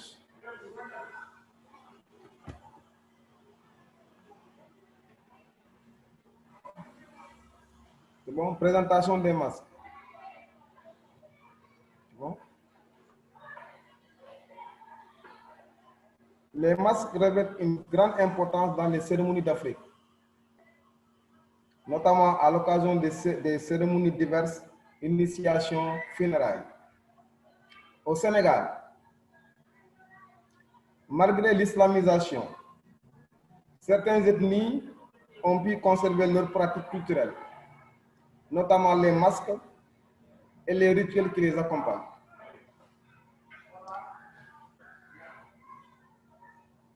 Danse, habillement, déguisement. Les masques sénégalais sont rarement sculptés, comme les autres masques d'Afrique et du monde, mais plutôt confectionnés sous forme de masque home. Il est porté par un initié dont le corps est entièrement ou partiellement couvert par les éléments naturels, les écorces, les raffias, les feuilles, les bandes de tissu et de sisal rouge. Le masque incarne ainsi un esprit et un génie qui l'habite. Il est un être sacré. Il est un instrument d'harmonie sociale. Dans la société traditionnelle africaine, notamment du Sénégal, le masque est le médiateur entre les ancêtres et les hommes. Il intervient dans les décisions politiques, accompagne les semailles et les récoltes, punit les coupables et assure la pérennité du savoir. Accueille l'enfant à la naissance, lui permet de devenir adulte et l'amène au monde de la sagesse et l'accompagne dans sa vie. Pré-masque, le masque le kankoura. Malheureusement, j'ai envoyé la photo à Kishore. Le kankoura, classé patrimoine culturel immatériel mondial de l'UNESCO. Le kankoura. Le kankoura, génie protecteur de la communauté mandingue. Okay. Le kankoura, génie protecteur de la communauté mandingue, est également adopté par d'autres ethnies comme les Diola, les Baïnouk, les Peuls du Fouladou, les Balanques et les Manjak. Le kankoura, objet d'attraction, de curiosité et de crainte, est l'un des rares masques africains entièrement couverts par l'ensemble de ses feuilles et des écorces. Fort d'une image populaire et spectaculaire, le kankoura joue un rôle important dans la société, garant de la sécurité des initiés à l'occasion des cérémonies de circoncision. Il chasse aussi les mauvais esprits et assure également la protection des fruits et des productions agricoles. Donc le kankoura est un élément de l'environnement, veille sur les comportements et assure la consolidation du tissu social et de la communauté. Ici au Sénégal, nous sommes un pays musulman, mais nous faisons également des efforts dans le cadre de la création des masques. Les masques sont aussi un art de vivre, parce que le masque est lié au folklore et aux danses. Ces danses sont exécutées par les hommes et par les femmes, ainsi que d'autres communautés et par les touristes. C'est l'exemple de la ville de Mbour au Sénégal, de la ville de Sédhiou au Sénégal, et également de la ville de Ziguinchor et de Kédougou, vers le Sénégal oriental. Ces danses sont nombreuses et elles constituent un facteur de cohésion du groupe social. Parmi les danses là, nous avons, comme je l'ai cité en bas, les danses des femmes, des féminines, donc le lendien, Madiba, Rumba, ainsi de suite. Il y a les danses des hommes, donc the masculine dance, donc Joka, Pouledon et Nyoburundon. Donc ce sont des danses qui sont populaires au Sénégal. Nous avons également les danses populaires comme le Djambadon. Alors, pour avoir le lien, de ces informations, il faut aller sur YouTube et pour vous cliquez The Kankoura. In YouTube, vous cliquez The Kankoura, vous allez trouver l'ensemble des vidéos, all vidéos in Kankoura de Sénégal. Les danses initiatiques, le Kindon. Après le Kankoura, également, nous avons le Kumpo. Le Kumpo, c'est un masque qui est entièrement couvert comme ça. Donc, un masque est une figure traditionnelle mythologique des peuples mandingues et Diola en Casamance, une Casamance. Et dans la Gambie, donc il est difficile de dire l'origine exacte de ce Kumpo. Il est à la fois un masque et une danse. Donc là aussi, pour avoir des informations, je vous demande d'aller sur YouTube et cliquer the Kumpo in Casamance, the Kumpo in Sénégal, in YouTube. Vous allez trouver toutes les all information for the Kumpo. Nous avons également les masques Bassari et Bédik. Les Bassari et les Bédik sont des ethnies qui se trouvent au niveau du Sénégal oriental, donc au niveau du sud-est Sénégal oriental. Il existe une très grande variété donc, de masques au niveau du Sénégal oriental et ces masques également sortent pendant les initiations, les périodes de semis, la circoncision, également le changement de classe d'âge au Sénégal. Et assure également et anime un esprit spécifique. Le masque se reconnaît par sa composition et aussi par sa danse et par les armes qu'il porte. J'ai envoyé une vidéo, j'ai envoyé un document en version PDF, une version PDF à monsieur Kishore pour qu'il puisse effectivement travailler sur la question. Donc, pour qu'il puisse vous montrer ça dans la version PDF de l'ensemble des masques là, ok? Les Bassars utilisent également la présence des êtres possédés par l'esprit pour se protéger des sorciers et des puissances néfastes. Les masques peuvent s'exhiber au village et dans les cultures pendant la saison des pluies. Donc, cet être surnaturel, animé par l'esprit initiatique, ne peut ressembler aux hommes. Le masque ne ressemble jamais aux hommes. Okay?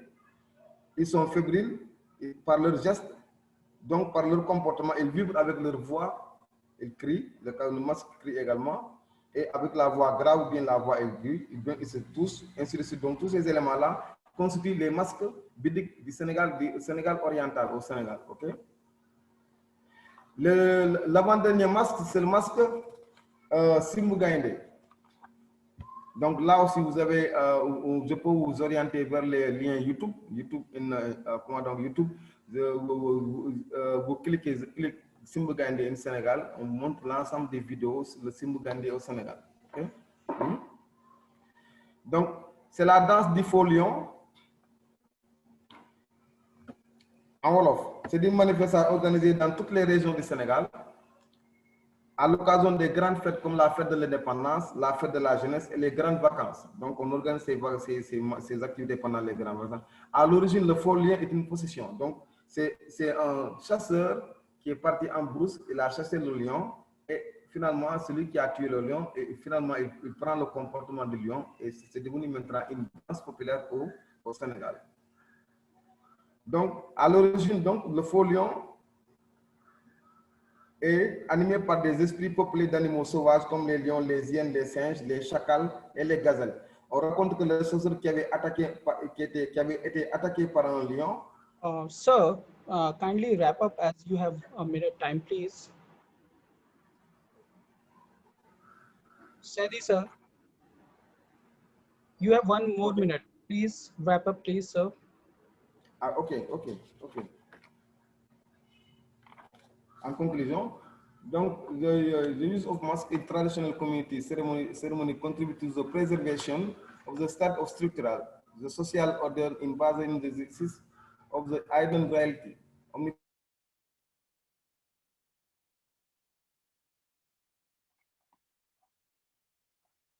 And society is characterized by the double administration, that of man with the based on the position in this particular affinity with the spirit world.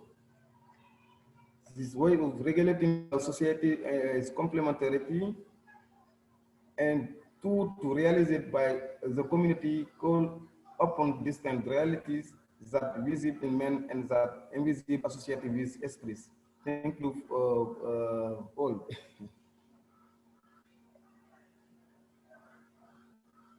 Merci beaucoup. Great, thank you, Saidi. I could go through your particular presentation and I'll make it available, the English version of your presentation on our site so that people can read it as well later on. So we've got one final presentation today by Professor Amrish Saxena and Mudita Raj. I'll just quickly share the screen and give their introduction.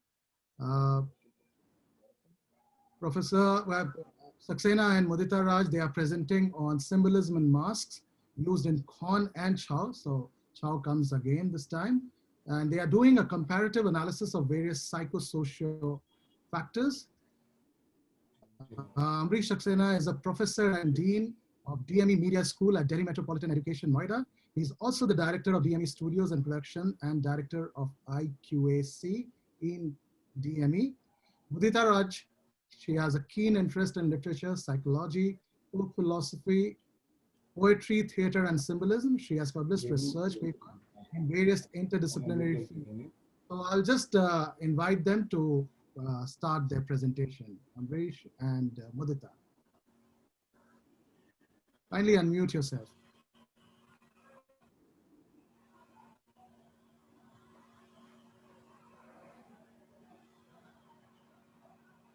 Yes, Amrish. Yeah. Okay, so thank you, Vikrant, for the introduction and all. And we have been, we will be presenting today a paper on symbolism in mask used in Khon and Chow, a comparative analysis of various psychosocial factors. So I will make some introductory remarks, and then my colleague Mudita Raj will take it up for the presentation. So I've been listening to most of the presentations in this session, and I really send kudos to Dr. Vikrant Kishore for organizing this and such varied presentations we have come across from different parts of the world, from Senegal to Bolivia to Australia, and then obviously from India. So now coming to the topic on which we are going to make a presentation.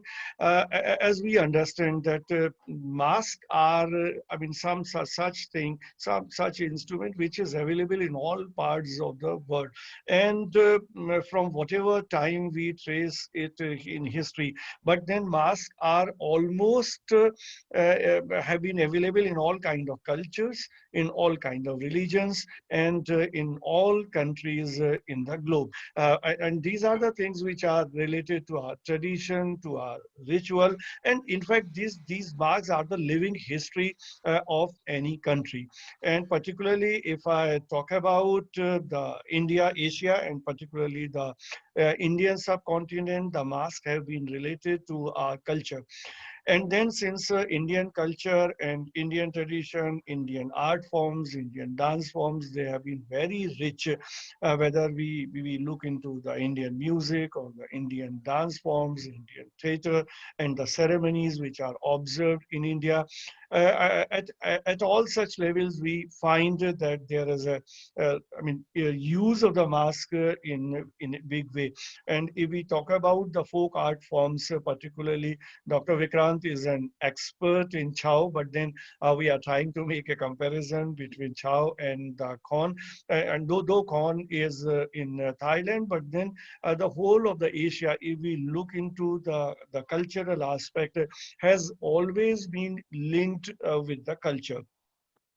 So coming to this mythological part, whenever some performances are being made, whether we take the examples of Ramayana being performed or the Mahabharata being performed on a stage, then masks are used in a big way by the artists who are making the presentations.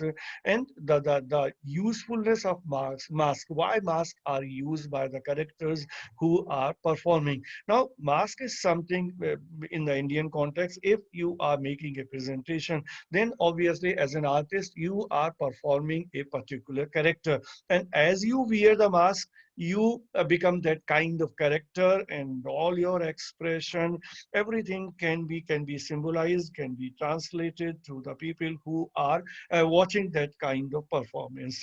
So it's like a bridge which is created by the artist as far as connecting with the audience is concerned. And masks are basically gives a larger than life experience. And this is not only the artistic way, because in any case, the artistic way it's there, but then it's also the metaphysical way. And in most of the Asian countries, this masks are being associated, have been associated with the all kind of folk forms. In India, particularly, India has been very rich in folk art forms, and most of the dance forms we find that the masks are being used. And if we refer to Khon and the link that we have found between Chow and the Khon, that the mythological part is a connecting thing, the culture has been connecting thing, and particularly if I take an example from Ramayana. Ramayana is performed in India in a big way, particularly now from tomorrow onwards. This Navdurga are starting in India, and this Dashera is, and the culmination of this Navdurga is the Ram Navami, and then the Dashera, which is on coming Sunday, the next week. So during this week, we find in all parts of the country the Ramayana is being performed on a stage, and this tradition has always been there in Thailand, and so that's the connecting thing. In Chao also, we find that Ramayana is being performed in that art form, and the same has been in Khon. Now, time over a period of time, because if we look at the history of any country, whether India or the other countries which are in the vicinity of India in the Asian continent, there have been very ups and downs in the history. There have been the aggressions, there have been a lot of cultural transformations, and that is how we find that there is some difference has occurred as far as the use of mask is concerned in the Indian context, and the use of the mask is concerned in Thailand. But then definitely there is a link. Now, what is that link that we have tried to explore in today's presentation? And my colleague Mudita Raj has intensively worked on this to find out what are those connecting points and what kind of difference that we find between Chao and Khon. And as far as the symbolism is concerned, because we have been trying to focus on the symbolism, and we have tried to make a comparison as far as the psychosocial factors are concerned. So at this point, I will invite Mudita Raj to take over and make the presentation and take it forward. Thank you. Thank you, sir. Good evening, everybody. So, like sir was already talking about, masks in themselves are a living thing. They're not just an accessory, but they connect the performer to the practice or to the art that they're performing, and therefore has evolved over a period of time. When we talk about Khon, it is a dance form from Thailand and has been performed since the 15th century, Ayutthaya Kingdom. It is basically a accumulation of musical, vocal, dance, and literary formats coming together and being performed. A Khon performance involves singing and dancing, acrobatics, and music. The major story being performed in Khon is Ramkhen, which is the Thai version of the Ramayana. Initially all the characters used to wear masks, but today only the hero, heroine, and the apsaras don't wear masks. Other than them, everybody is wearing masks. So what is the major change that has happened in the mask is that initially the masks were big in the covered area other than the neck. Now the masks have turned shorter and have become more westernized. They have become lighter, and the kind of drawings and the kind of inscriptions on the mask have also become more westernized. They've become more delicate. Initially, it was all related to royalty, and the ancient Thai symbols of royalty were drawn on the mask. Today, when we look at the masks used in Khon, the drawings and the inscriptions have changed and have the drawings and the inscriptions have changed, and they've become more westernized, more delicate. So when we talk about the evolution of psychosocial interpretation, I would like to start talking about the eyes that are drawn in Khon. Initially, the eyes, when we talk about Khon being performed as it was being performed in the 15th century, the eyes were bulging or big. Today, the eyes have become of two types. They're drawn like a crocodile's eyes or the bulging eyes. And the crocodile's eye and the kind of eyes that are drawn show the hierarchy that is present in the story. Demons with crocodile eyes have the higher order, and they're shown as if they're all analyzing and giving orders, whereas the demons with bulging eyes are the masses, the doers. Usually what is seen is that the demons with bulging eyes have open mouths, and it shows that they can jump into action and that their movements have more action, more energy as compared to the ones with crocodile eyes. The gods are shown excessively beautiful. They're shown in lighter colors. There's white, there's yellow, there's pink. The gold is one of the major colors that are used to show the kings or the royalty at the time.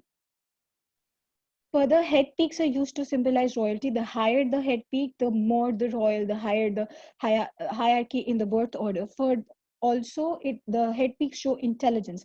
So the Ram of the Kon Ramayana will have the highest head peak, and Hanuman, though showing royalty is one of the main characters, has a lower head peak. Initially, the masks were made of earthy shades and lighter colors were used. Today, the masks have mostly turned white. The main heroes have whiter masks too, and at some point that at some place points towards the westernization that is going on within the psychological mind frame that we're all going through. The colors of the mask shift from lighter to the shades of green as transition happens from peace to war. Green symbolizes action. It is interesting to note the hero and his team are never given the color green, even when they're in the war zone, because they're trying to point out the difference of the intentions of the both parties. For the hero's party, the main point is to bring about peace, to bring about what is righteous in the society, whereas for the demon's part, it's all about the action, it's all about victory. There is no bigger agenda for them. Initially, the masks were worn to bring about an emotive response, but today they've become more of a decorative aesthetic accessory. I make this observation because initially the heroines and everybody who used to wear these masks, the heroines, heroes, the apsaras, all the people participating used to wear masks. Today, the heroines don't wear masks anymore. They're instead given makeup to highlight their eyes and their lips to emphasize on their beauty. Masks have become westernized in nature and have lost their traditional value to catch the imagination of the audience of popular culture. Over here, I would like to point out that when Khon was originally practiced and performed, it was performed for the royal family. Today, it has trickled down in a top-down way and has reached the masses. There are educational institutes in Thailand who are teaching Khon as an art form, and the masks of Khon are being taught, are being made on a professional level. These are examples of certain masks used in Khon. So this is the mask of the heroine, which was initially worn, and now today the heroine looks like that. So if you look at these pictures, you realize that the crown or the headgear, it remains the same. The kind of height that the headgear has remains the same. So yes, they have carried forward the headgear symbolism of the headgear. But when you look at the absence of mask, they're trying to bring the heroes and the heroines, the protagonists, closer to the human form. Initially, it was performed for the royal family. There was a sense of divinity, a sense of principles that were being taught through Khon. Today, Khon has become about reaching the masses. So it has brought the characters closer to the human beings so that more people can relate to them. This is the mask of Hanuman and a normal warrior monkey. So if you see, the mask of Hanuman is whiter in shade. And if you look at it very closely, you see the headgear is also absent, which points out how the westernization of the main characters is happening. Whereas when you look at the mask of the warrior monkey, you see the headgear is also present. And there's the open mouth for both Hanuman and the warrior monkey, because they are ready to jump in action. They're an active part to the war that is about to happen to set things right. Whereas if you look at the queen, her mouth is the mouth of the mask is shut. Even over here, she's just smiling. So these Ma'am, things. you have 1 minute left. Kindly conclude, ma'am, please. Okay. So since we've already been introduced to Chaw masks, I would just talk about the psychosocial interpretations of the same. Masks are an integral part of Chaw dance, and the masks in Chaw have been given bulgy eyes. They're given heavenly beauty. The colors used are very bright. They're the blue, pink, yellows, whites, and greens. Such colors are used to show that there's a distance between the normal and the divinity. when we talk about masks in Chaw, we're still trying to make a difference between what is human form and what is a godly form. The art of mask making runs down families, and there are no workshops, or we've not reached the school. So when we talk about cone, we talk about how there's a top-down approach to trickling and to propagation of cone. Whereas in Chaw, when we see, we are still working towards the bottom-up approach. We're still taking it from the masses to the life with the to mass media, if I may say, to reach the theatrical advances that it deserves. The costumes are bright, showy, and full of glamour to evoke feelings of devotion. The artists believe that these masks give them the persona of God and demigods, creating bridges that ushered through them. So this is also one of the reasons why the mask making in Chaw is transferred through families, because they're trying to put in the devotion. They believe that these masks connect them to God. So they're trying to pass that devotion on, and hence keeping it to keep it more authentic. The masks have elaborated, exaggerated expressions to reach out to the audience and create a surreal experience. So if you see the use of colors to show divinity over here, you see how Krishna and Arjuna are shown, and the difference in the colors of the masks and the colors of the clothes that is being used. And this is Ravan, and this is how the use of colors and detailing of eyes is done to evoke the feelings of fear.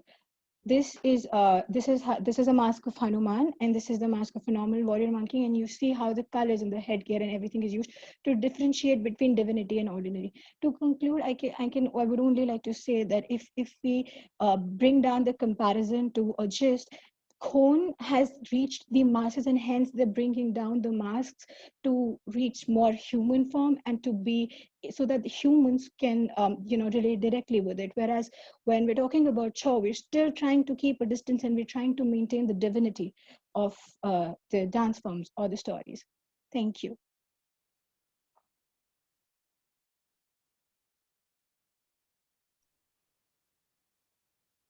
Thank you. Thank you, Mudita. Thank you, Rougier, for the lovely presentation. And our presentations for this conference, though it was very short, but it is over now. And we are going to open up Q&A session.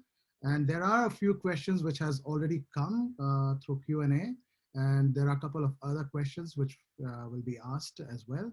So feel free to ask any questions at this point of time. We have probably around 15 minutes for Q&A session now. There is a first question, and this is for David. And I think you have also answered live, but I think it will be good if you can also talk about this. This is about the mask museum that you run in Mexico. Can you tell us a bit more about it? Yes, I am answering the question. Only for the occasion, take advantage because I am sharing the ID and the password, okay, for the web page. So if you guys can go to the link I just shared. So the museum, it was once at my grandparents' house. They actually started the collection 50 years ago, but we had to sell the house. They died, and it was very expensive to keep with the house. So we had to move, and now we have the collection online, and we spread it through the web. We don't have all the collection online, okay? So we are filling it step by step because it's a lot of work. It's a lot of duty. And it's only me and my mother. And I don't live with my mother. I'm far away. She lives in another state. So it takes a lot of time. And well, if you have this in your screen, you can access. Right. Okay. Thanks, David. So I also had Anurag. He wanted to ask a question. Anurag? Yeah, my question to Lauren, Nick ma'am. Ma'am, do you think theater has effectively used the mask? Ma'am, are you there? Nick probably is busy. Nick, are you around? Can you hear us? Yes, I can hear you. I had to go to a different room because my baby is doing something here. Sorry about that. Okay, ma'am, Please may I can repeat the question again? Yeah, please, please. Yeah, ma'am, do you think theater has effectively used mask? By now, you think in the context of the Corona crisis? Do you mean that in this year, in this particular year, or in general? I think Hello. you don't mean it traditionally, right? Can you hear me? Yeah, ma'am. Yes. So do you mean now in the context of the crisis or not?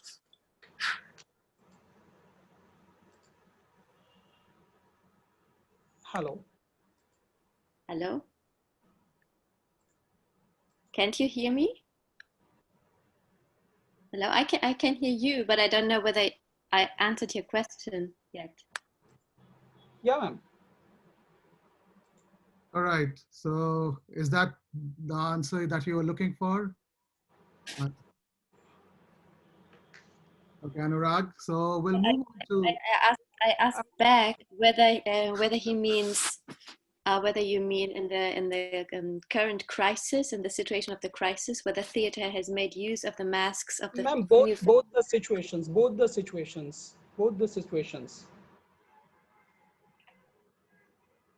So traditionally, yes, of course. Traditionally, as well as now this crisis time, how use that mask, because it's the we all are connected with the online platform. Mm-hmm. Yes. So how is all the theater person use lots of masks on the online platform also?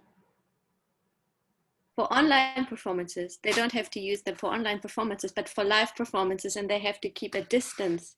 And the performance themselves, as far as I know, well, I haven't been to the theater because theaters.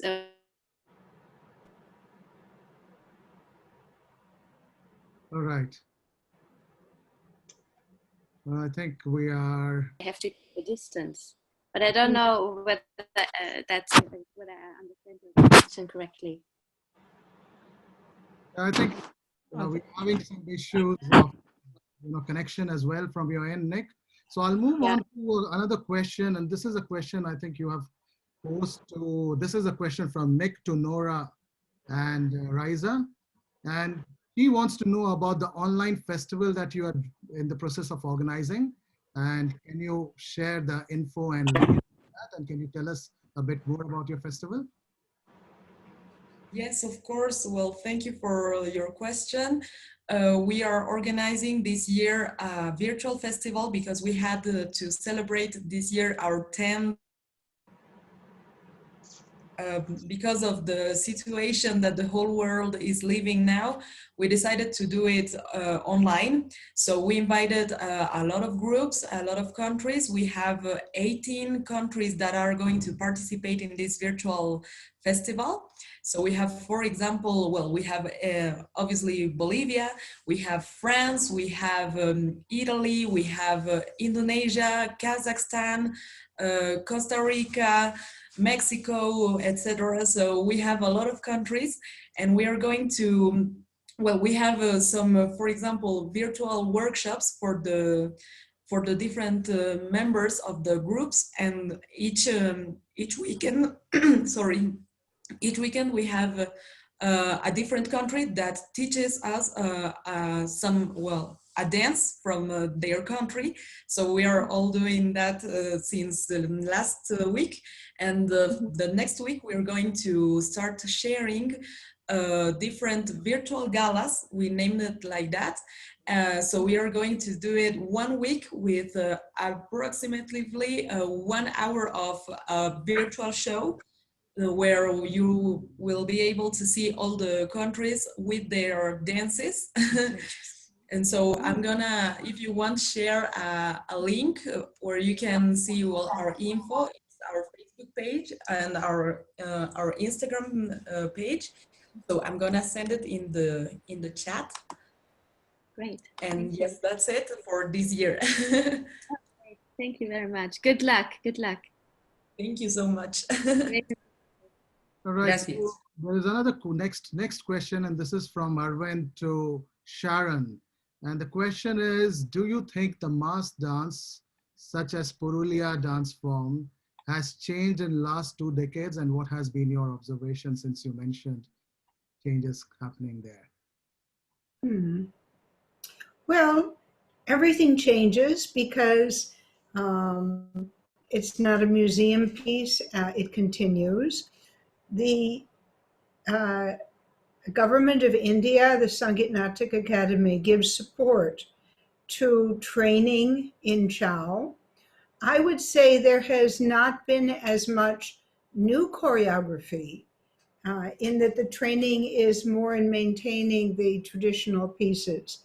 I have seen in some Purulia Chow performances when they've come to Delhi that they have added some new elements that have been very good in terms of characters and the performance.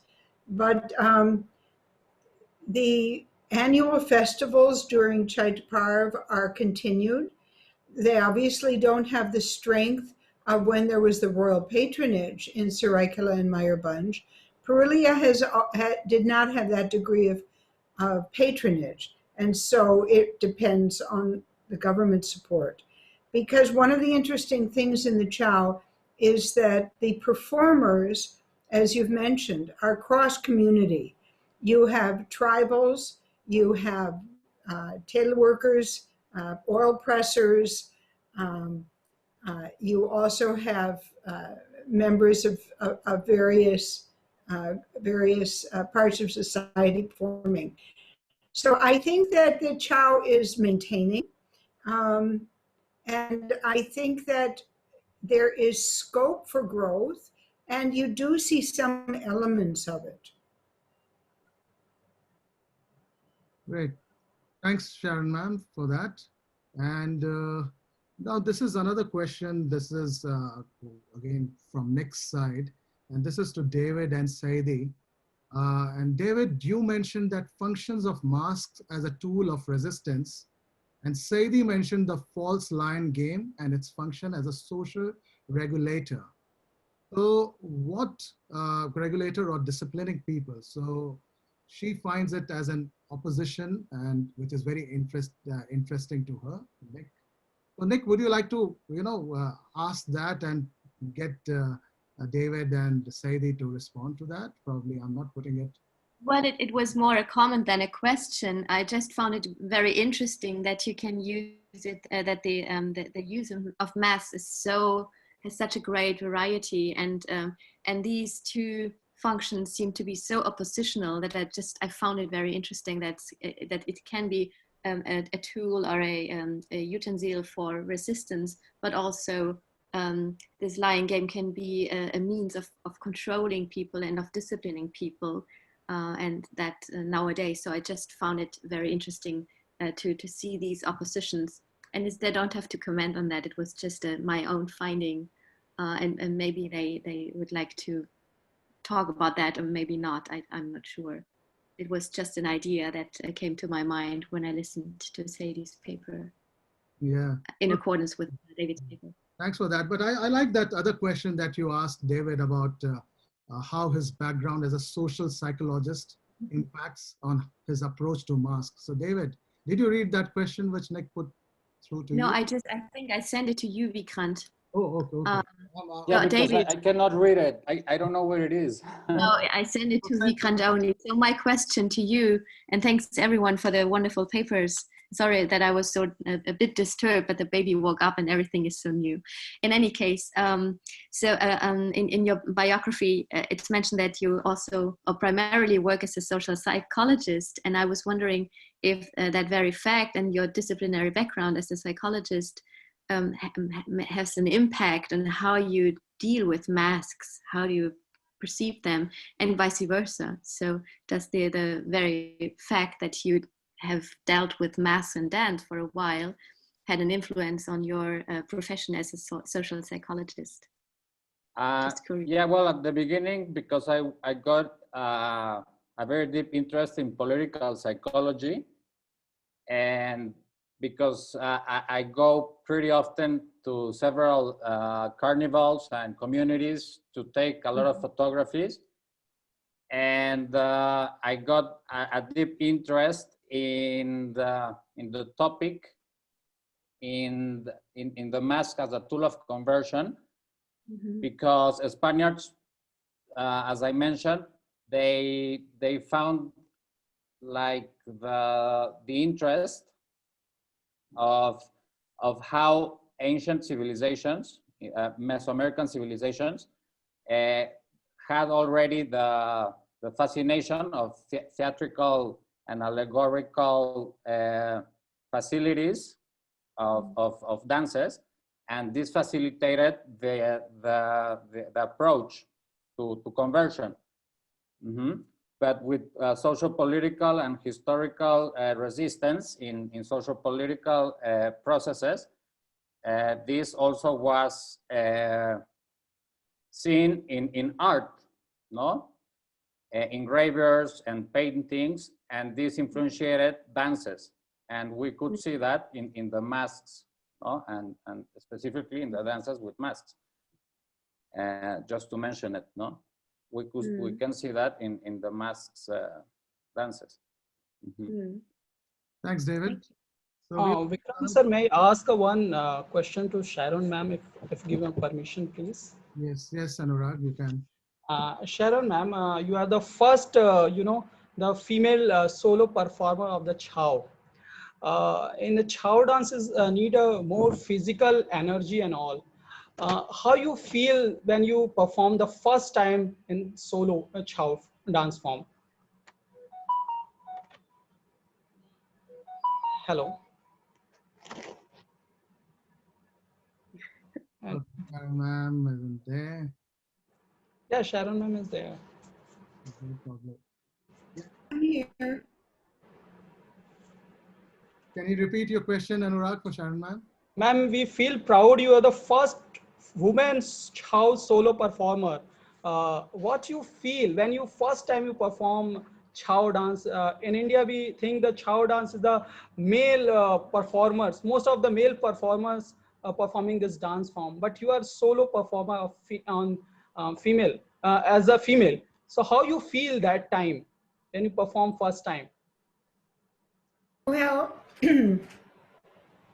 because I went to India to continue Manipuri, but when I saw Guru Krishna Chandra Nayak from Mayurbhanj teaching in Delhi, and I had 17 years of ballet and modern dance background, I had the strength, flexibility, control, even though the genre was very different. And I loved the movement. And when he asked me to perform in Baripada to show the gurus that a woman could do it, I was very reluctant because I felt that my mistakes would reflect on him as a guru, but he insisted. And after that, there was a change. I remember a couple of decades later, someone from Bengal saying they visited and said, "Oh, you're teaching girls." And they said, "How did that happen?" And they said, "Well, there was one American who came and we saw that, yes, girls can do it. So we decided." And then because of my long innings with puppetry, being in India and not being directly connected, I decided that I would like to learn Saraikela Chow because I had danced in mask festivals in Los Angeles, but performing Mayurbhanj and Manipuri. So Guru Kedarnath Sahu in Saraikela was very generous. He said that I did it absolutely correctly, brought something to it. He had me perform in an international festival, the only international artist to be included, which created quite an uproar. And then I also was pleased that I was able to do 2 Chow productions, combining Saraikela and Meyerbunch for Doordarshan national programs, because since Chow isn't recognized as classical, it wouldn't have come up on the roster. Purulia Chow is, of course, the most exciting form and dynamic, but I would not have attempted that. I had seen Gambhir Singh do his somersaults and landing on his knees, and the physicality of Purulia would have been way beyond me. So I feel a responsibility to my gurus and to the art to do what I can to promote it and represent it wherever I can. Okay. Thank you, ma'am. Thank you. Thank you. And that's another good thing what has happened. And this was a question which was asked to Sharon ma'am earlier about what has changed in the last 20 years in Chow. And I can definitely say that we see much more women coming on and learning Chow, not only Saraikela Chow, but Purulia Chow as well. There is also an all-women's Chow group. And it's really good to see that, earlier a dance form which was just about men, and in fact, in one of my description, I wrote that it is a dance form done by men. And it needs to be changed. The definition needs to be changed because it's not just a passion for men only. A very interesting change today. So there's another question, and this is an anonymous attendee who's asking that. In the current world, when people are very expressive in general, do masks serve as an aid in performing arts or become a barrier? Okay, so this is for anyone who would like to talk about it. What is your perspective? Whoever wants to go first. Mm-hmm. Nick, you're thinking about it? I'm thinking about it, yes, I need to. What does it mean to be very expressive in general? Probably are they very expressive in general? Yeah, wanting to say that maybe mask is a limiting factor because it has only one form or one expression, and I think that's what the person means. I think masks, I would rather take on the response to that. I think mask serves a different aspect. It's a kind of a cultural form. If we are looking in dance, we are representing or we are hiding things. So for example, in Chow, we are representing gods and demons. The aspect is about the kind of emotion within that dance form. So within that dance form, it serves its purpose. The mask serves its purpose because you are able to identify a particular character a person is playing. Also, one of my gurus, Lalit Mahato, he said that when he wears a mask, he disappears and mask becomes him. And that was a very, very, something very strong at the moment. And he said once he was playing Durga and he had the 8 hands of Durga attached to him. And while he was dancing, somehow it wasn't fixed properly. And the 8 hands, the wooden hands, it fell off in the stage. And he felt that someone cut off his hand. And I've used his particular insight in my documentary film. I felt that it was so strong that people, when artists get into so much into their character, into the mask, where the melding of mask and the personality actually happens. And it's a very interesting thing that the expression, though it might be just limiting factor, but then the kind of storytelling which takes place through the whole body movement, it is very different. Or if the other day, in fact, my wife, she connected me with this Italian mask collector, and it was all about the Italian masks for romance and how to use masks for these dance forms or for romantic, mixing around. So there's different, and it was mostly to hide their face and getting into probably in those days kind of a blind date kind of a thing. Mask would be used in those circumstances, but it's very interesting. I would never say that masks are in any way inhibiting. Rather, it is a different form of expression. There are different storytellings around it. And lots of stories we heard from Bolivia, from Mexico, from Senegal, everywhere. I was so impressed and inspired with the kind of stories coming out today. All right.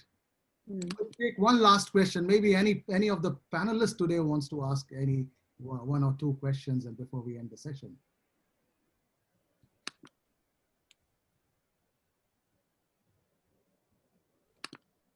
I would just like to add to what you were saying. Masks, instead of being inhibiting factors, I feel they become more empowering factors, because once you wear a mask, you lose your own personal biases. You become that character, like you were saying. It turns you into a different persona altogether. And when we're talking about how expressive people are, we're still trying to hide behind the filters of different apps. We're still trying to project something with that. So when we're talking about an art form where masks are used, I think it becomes a bridge to connect to a particular persona, and hence it becomes more empowering rather than inhibitive fact. True. So, okay, any last comments, anything that you would like to add?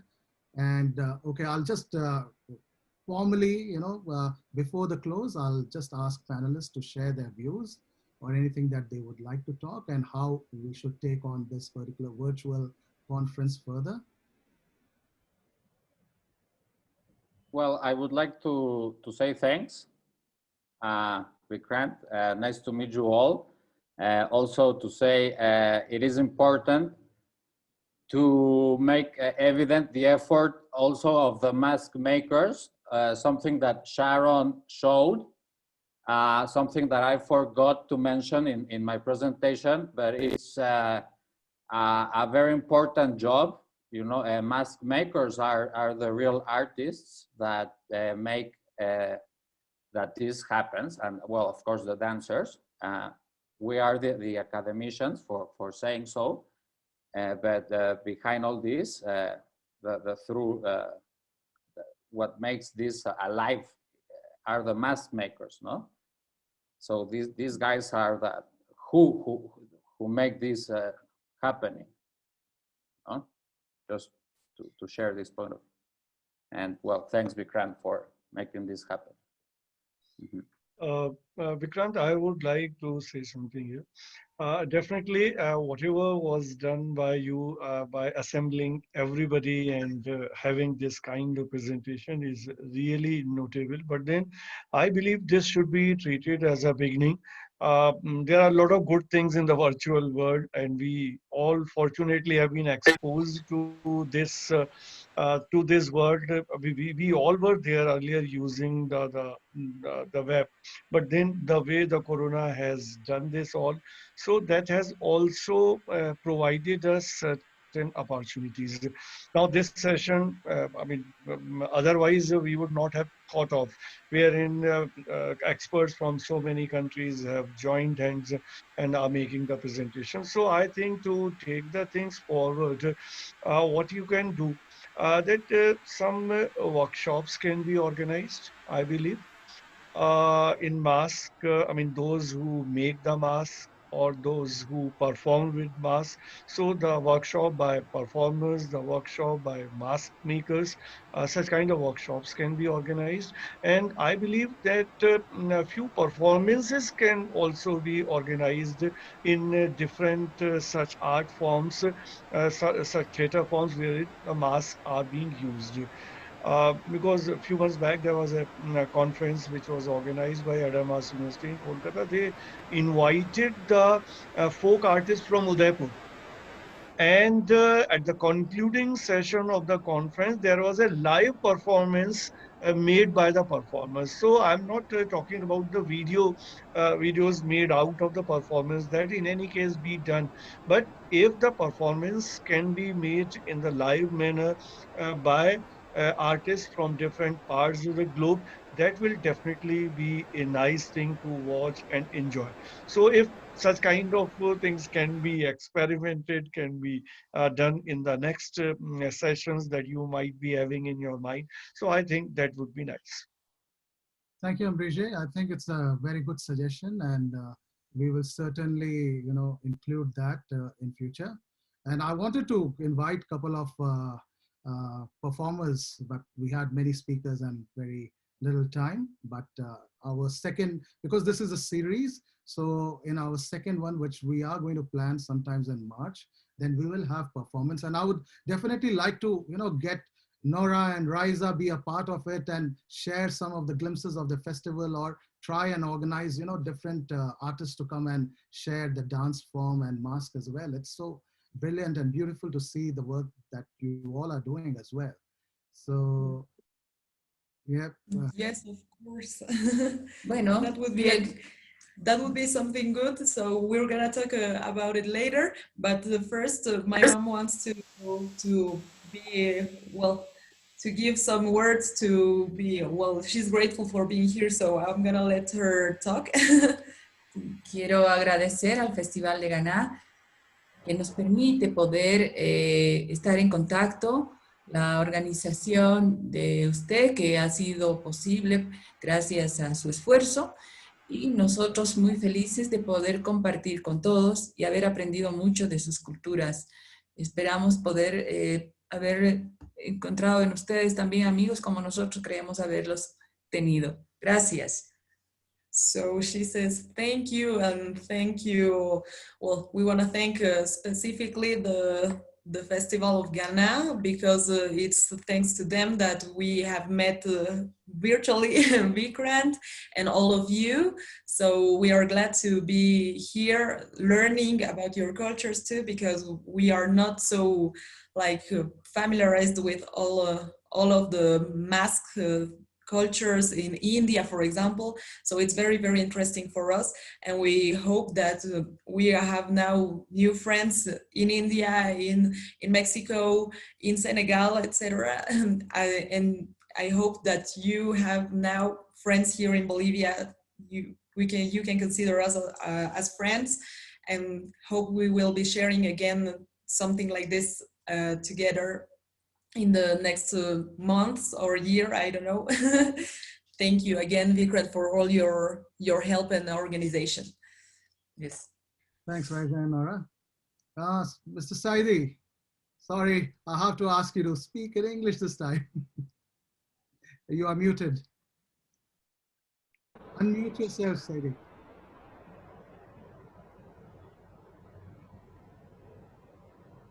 Yes. Ok, donc je suis très content de participer à ce grand panel international. C'est une première expérience pour moi. Je ne l'ai jamais fait par ailleurs, mais quand même, je suis très content de l'intervention et de la présentation de la conférencière bolivienne qui a fait un très bon travail. Également, la conférencière indienne qui a montré les masques de l'Inde. Moi aussi, je suis en train de préparer les masques sénégalais. Je vous enverrai ça par version possible. Après.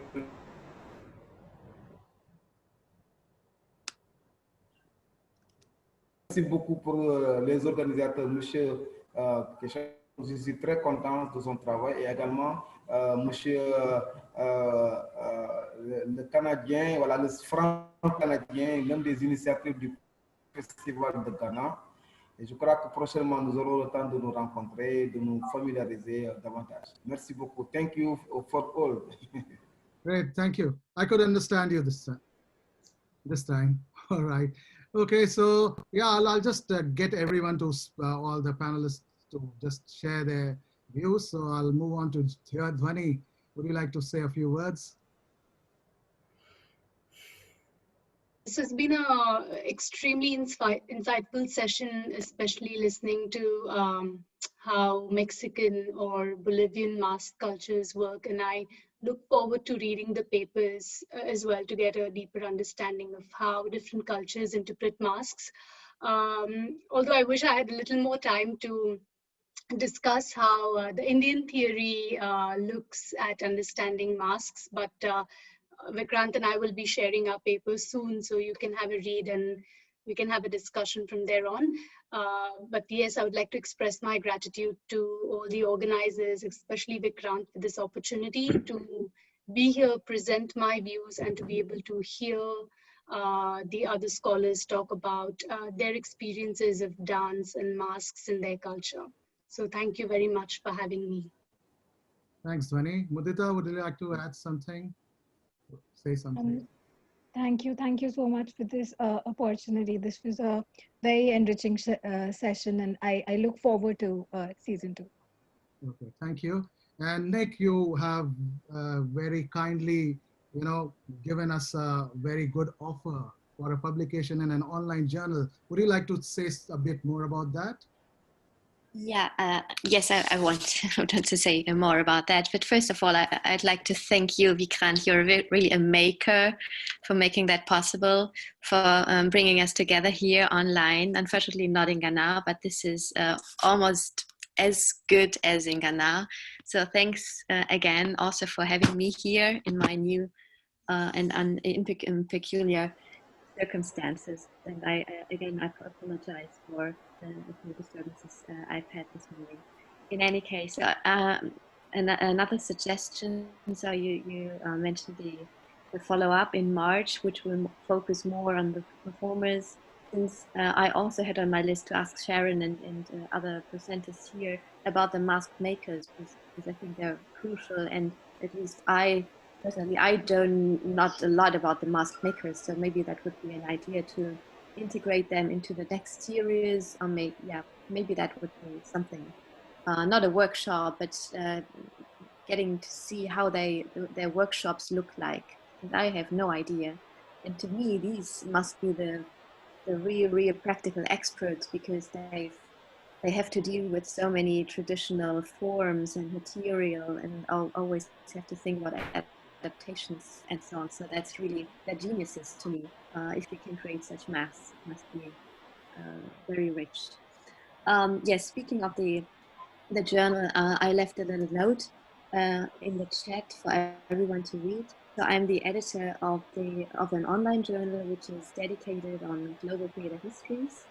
It's part of the Global Theater History Center here in Munich that I'm the director of. And I was thinking of whether we could not make one special issue on mask, gathering a handful of papers, maximum 5 papers from this conference, or any other papers you could think of relating to masks. There are a few requirements. Papers have to have a transcultural, transnational, a global perspective, and a historical perspective. And usually it goes like this, that you go to the website. I will share the link to the website of the journal, and you register as an author, and then you can upload your papers. But if you're interested and you don't know exactly whether your paper would match the requirements, you can also send me an email, and I discuss it with you personally. So these two options, you can either suggest an individual paper, or we could again, or for the first time ever, think of maybe having a special issue on masks. That could come out quite soon. This year, maybe not, but the beginning of next year. Maybe along with the next conference. Well, I think that's a good idea, Nick. We'll probably take you on that and organize some of these papers that has been presented today, and we can definitely create a kind of a special edition. And what you were talking about, getting together these mask makers. In fact, recently only Sharon ma'am had shared one of the short documentaries that she had documented about the mask makers in 1970s. And I did a short film on mask makers in 2005, and I'm still doing one. So probably, in fact, I was going to ask Sharon ma'am if I can get her documentary and probably mix both the documentaries together and put it online, because it's a kind of a good analysis of what was happening in 1970s and what is happening in 2010. So very interesting, and definitely. And I was also, as I mentioned, that there is a village which is just of mask makers in the Purulia's district. The village is called Sorida, and all the family are of a special community called Sutradhar, and they all make masks from generations, for last 6-7 generations that we know of. But they have a long history. So probably this is something where Sharon ma'am and we can do more on that. So last words for you. I'll leave it for you, Sharon ma'am. Well, first of all, I want to express my genuine appreciation for Gannat and especially you, Vikrant, for your excellent organizing and making this happen. For your including me because it gave me the opportunity to enjoy all of these wonderful presentations from all over the world. And I think that highlighting mask, the fact that these intangible cultural heritage elements exist is because they speak to a humanity which does not change even in the age of electronics. And there are things that are addressed that are absolutely universal.